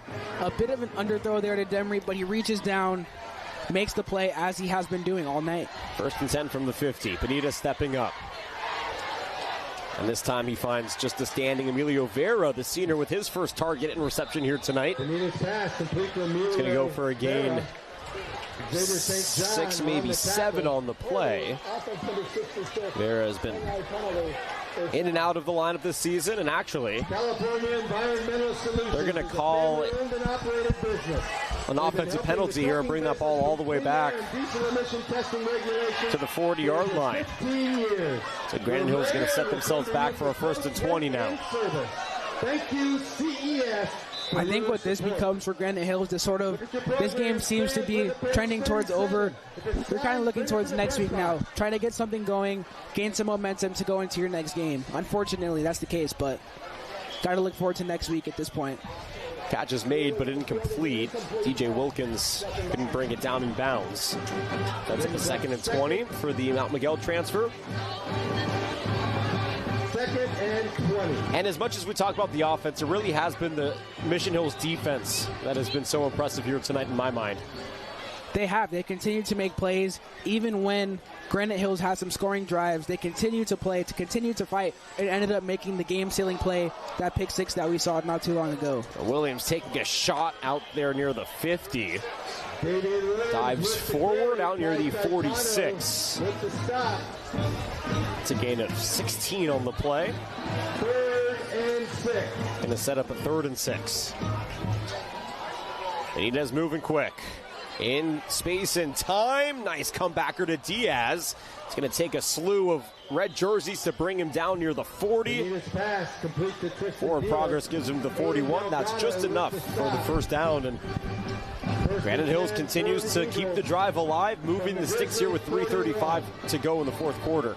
They are, and they've been at their best today when they've been slowing things down, giving Benitez time. On that last drive, the 4th down pick 6 that seemingly ended the game, they were rushing. They weren't really comfortable. Benitez keeping, scurrying, and sliding. Just shy of the 30-yard line. Give him a gain of 6 on the play. Pick up a 5, 2nd and 5. And we'll see on 2nd down if Benitez can get the first. Wilkins, far side, immediately greeted and then taken down. But he made the catch right near the line to gain. It's going to be a half a yard short. And sets up a 3rd and a couple of inches. 3rd and 1. Williams gets the first down. Taken down near the 25.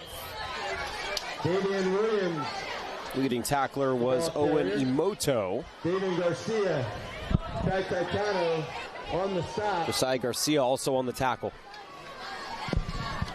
Another handoff to Williams. This time he finds the crease up the middle.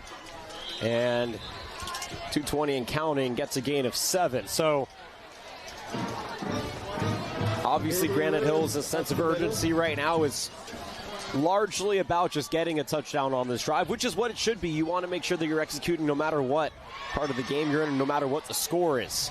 Benitez is going to scurry out of bounds on 3rd down, or rather on 2nd down, make it 3rd and short. Yeah, you hate to lose this game here.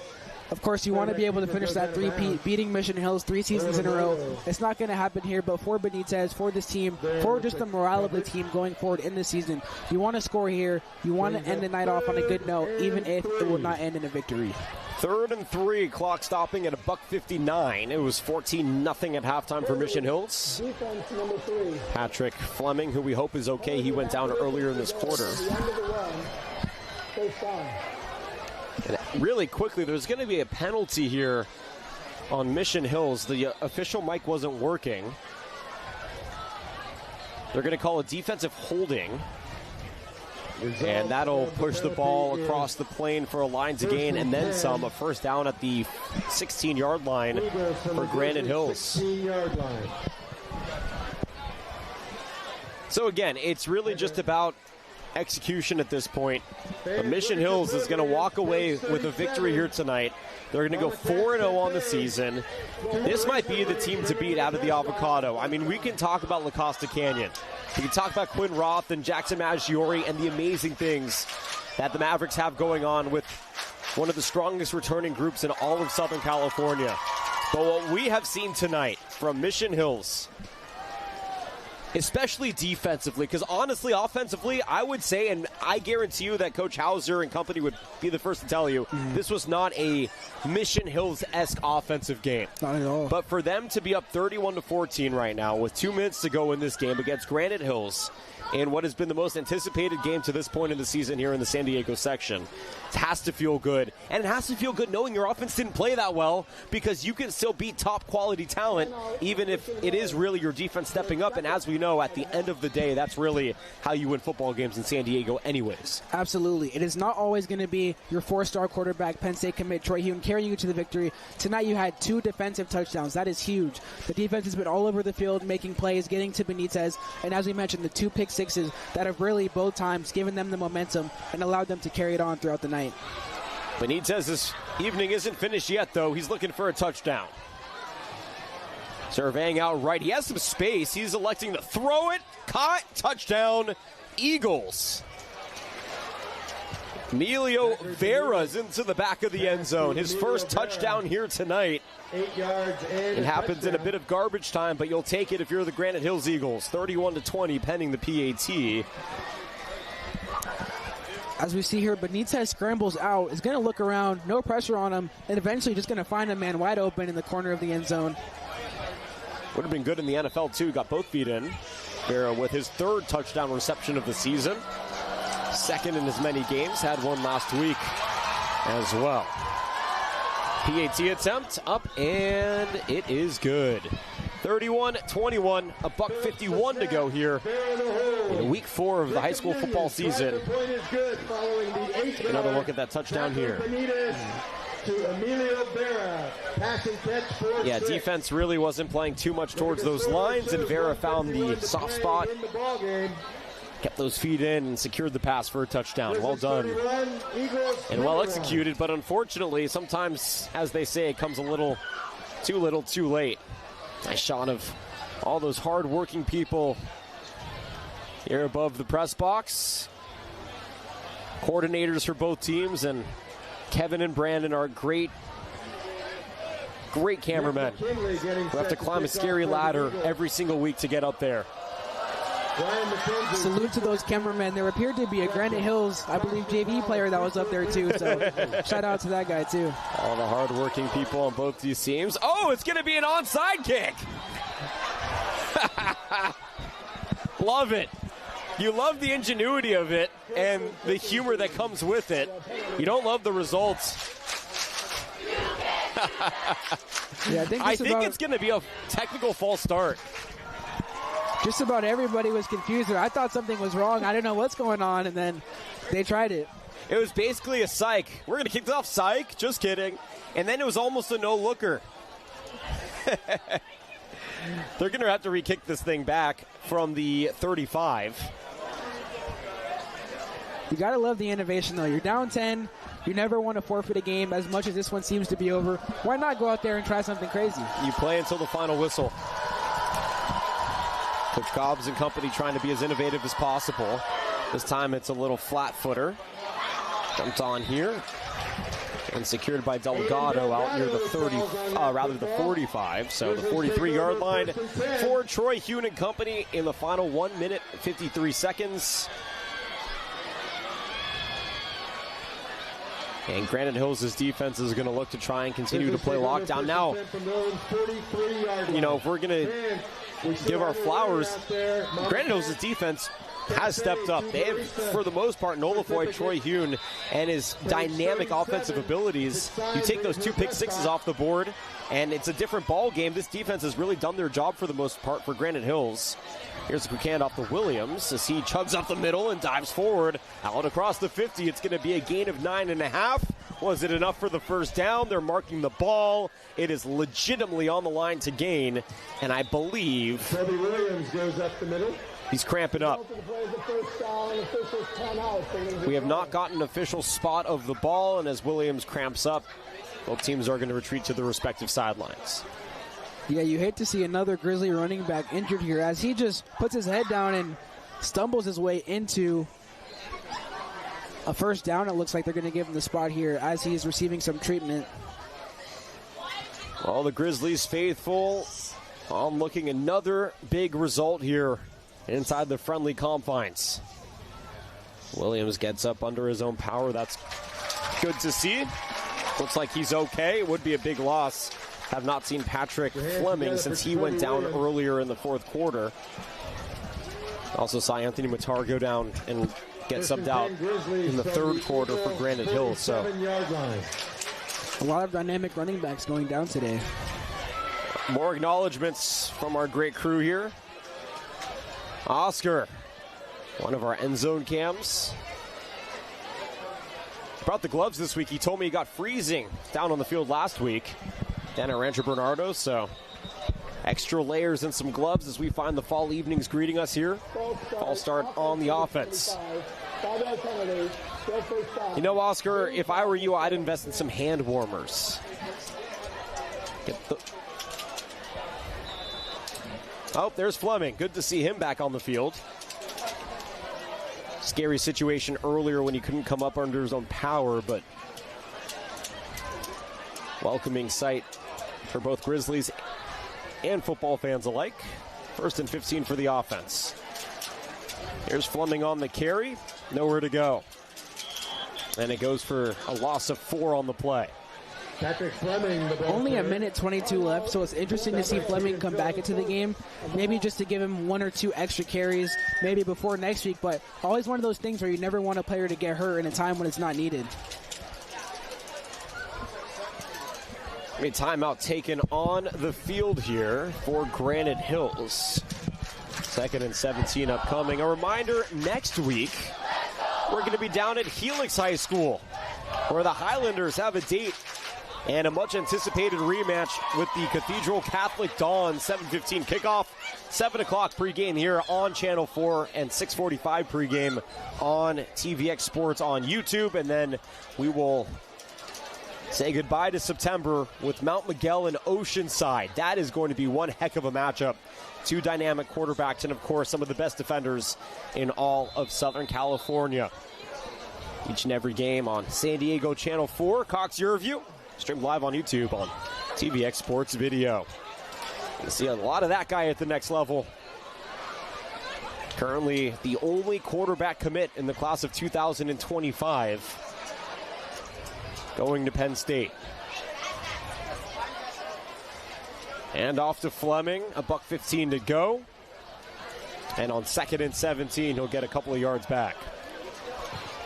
Here at Granite Hills, finding ways to manufacture time for Zach Benitez is likely going to be the biggest takeaway from this game, because both of those pick sixes, well, the first one came under duress and the second one came from miscommunication.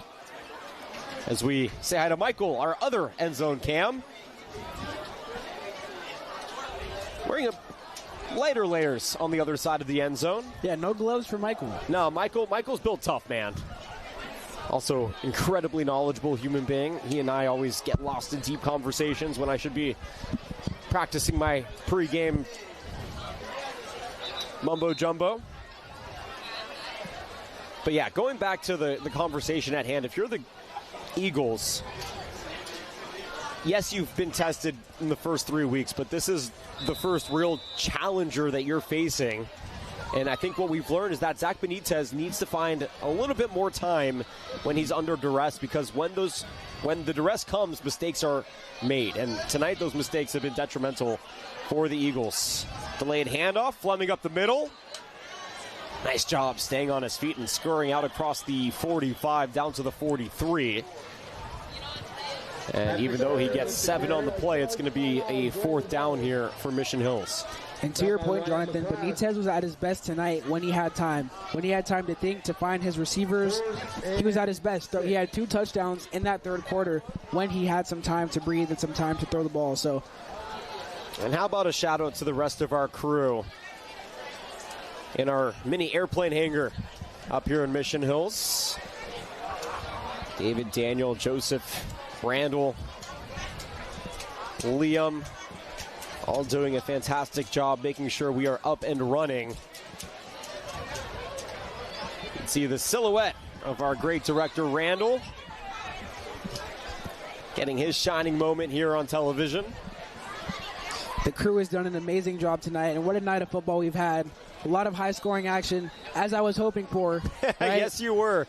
Your Generation Alpha proclivities have come to fruition here on a Friday night. You got the offensive output that you want. Now, ironically, 14 of those points came from the defense. So definitely, if you were looking for the offense, it came by way of the defense here tonight. So it's a good double dip, if you will. It did. I don't even know if I am Generation Alpha, but I'll take that because we wanted the offense tonight, and we got it. 52 points combined from these teams, 14 coming from Mission Hills defense, as you pointed out. Oh, this is a slow one on the punt. Gets off. Fair catch at the 11 for Wilhite. And with 56 seconds to go, this will likely be the final Granite Hills drive of the evening. And what an evening it's been. It was 7-0 after the first quarter. Xavier St. John's picked 6. 14-0 at halftime after Patrick Fleming got into the end zone. Then the Eagles were able to strike first and cut it to a touchdown by Rocky Demery. But then it was back and forth. And unfortunately, another pick 6 later for Granite Hills. They found themselves down by 2 possessions with just no time left to get back into it. We'll see what they have in store here on the final drive of the game in the final minute. Benitez rolls out right, completes a pass on the near side. It's Tristan Diaz that's Zadon Smith who has had his 6th catch here tonight. And it goes for a gain of 6 on the play. And it's sure to be a long journey home for the Eagles tonight. Not able to get the job done, but when you have a quarterback like Benitez to fall back on, you'll be okay going forward. There's a wheel route completed to Williams out of the backfield. And he scurries his way out of bounds near the 29-yard line. Gain of 12 on the play. And that moves the sticks for a first down here for Granite Hills. As we mentioned earlier, Benitez, class of 27, only a junior, so dynamic already. And as you mentioned, Jonathan, he has an offer from SDSU, UNLV, and just posted on X last night that he received his 3rd offer from Northern Arizona University. So 3 offers as a junior. He's going to do big things this year, regardless of this performance tonight. Well, they do say that if you have a rocket of an arm, go to NAU because playing at elevation in Flagstaff, you throw that ball 100 feet, or 100 yards rather, down the field. But no matter what, there's going to be great choices for Zach Benitez. Hard worker, team leader, poised. And you got to take L's, man. The only way to improve in sports and in life is to take some L's and learn how to respond properly. Nice throw right here, rolling out left. This is Rocket Demery on the receiving side, bouncing off would-be tackler before St. John finally brings him down. Regardless, it's a gain of 11 for Rocket Demery and another Eagles first down, though the clock continues to go. Under 27 seconds to go. Benitez to throw. Up the middle, it's complete to Demery again, out to the 45, eyeing the 50, staying on his feet.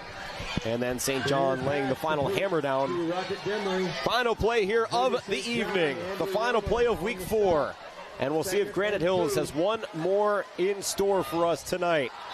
Everybody jumps, flags are thrown, and a false start is called on the offense. 5-yard penalty. Some frustration shown there by Benitez. Sort of sums up a feeling of the evening overall for the Eagles. Potential, they had opportunities. They were down 1 possession a couple times, could not get a stop. And that will do it. 31-21. It took 3 tries in 3 years, but on the 3rd try, it was a charm.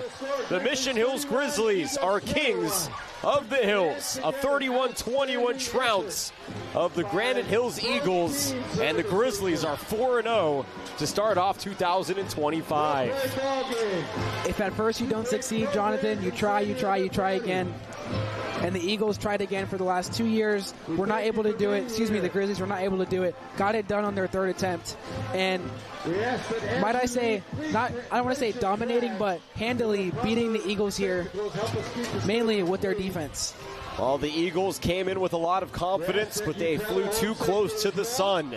And the Grizzlies humbled them and brought them back down to reality. It wasn't an offensive output that we expected, but it was just enough.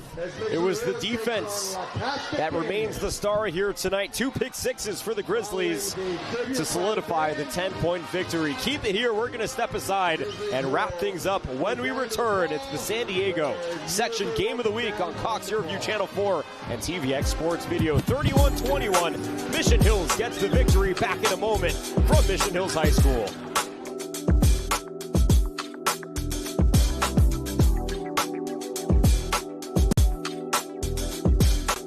High School football is going live. Starting Friday, August 29th, the San Diego section will be partnering with TVX Sports Video to broadcast one high school matchup every week for free on YouTube, YurView San Diego, and Cox Cable.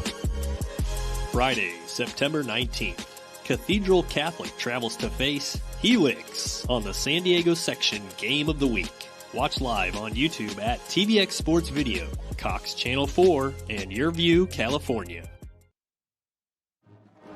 Oh, the great John Maffey and some post-game notes for his inevitable Union Tribune write-up that you'll get to read tonight on the San Diego Union Tribune website. Catching up with Coach Hauser. Those two probably know each other just about as anybody can know each other here in San Diego. Coach Hauser watching his team celebrate a 31-21 victory against the Granite Hills Eagles. What a night, Justin. It was a night promised full of action, and it did not disappoint.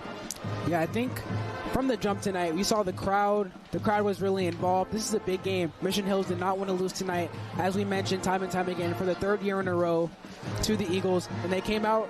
The offense came out and looked all right, but it was the defense that really set the tone and allowed them to get the victory here tonight.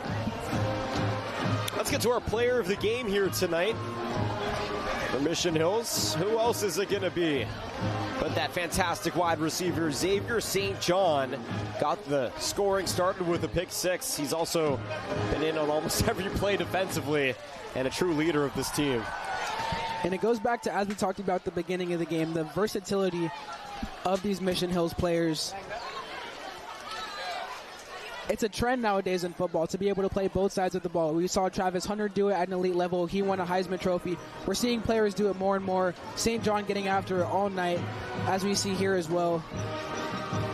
And total disruption. It was the defense that complements St. John's. I mean, how about that tackle right there by Kirk Kendall in the backfield? He had 2 sacks here tonight, and we talked about Granite Hills has to find opportunities to get their quarterback more time, because when he was pressured, disaster struck.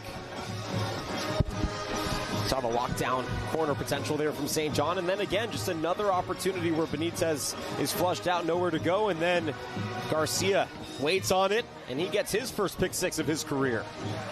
Absolutely, the Mission Hills defense taking advantage of some errant throws by Benitez, but most importantly, bearing the fruit of the work done by the defensive line. It's an offensive-defensive game, and that man right there knows it better than anybody. Coach Hauser and his Grizzlies are victorious in week number 4 of the San Diego high school football season. 31-21, so they move to 4-0 in 2025. We will be back in a week's time down at Helix. Helix hosting Cathedral Catholic. 6:45 pregame on YouTube, 7 o'clock pregame here on Channel 4, and 7:15 is your kickoff. That's going to do it for us here, though, on a Friday night from Mission Hills. A huge thanks and an immense show of gratitude to our incredible crew from TVX, and for my broadcasting partner, Justin Rosette. Partner, you did an awesome job here tonight. My name is Jonathan Rifkind. So long and good night from week 4 here in San Diego. Once again, Mission Hills are kings of the hill. They win 31-21 against the Granite Hills Eagles. Enjoy your weekend. We'll talk to you next week.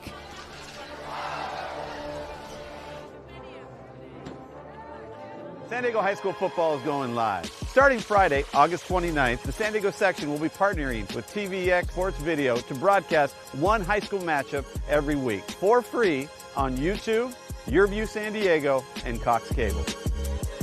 Friday, September 19th, Cathedral Catholic travels to face Helix on the San Diego section Game of the Week. Watch live on YouTube at TVX Sports Video, Cox Channel 4, and YurView, California.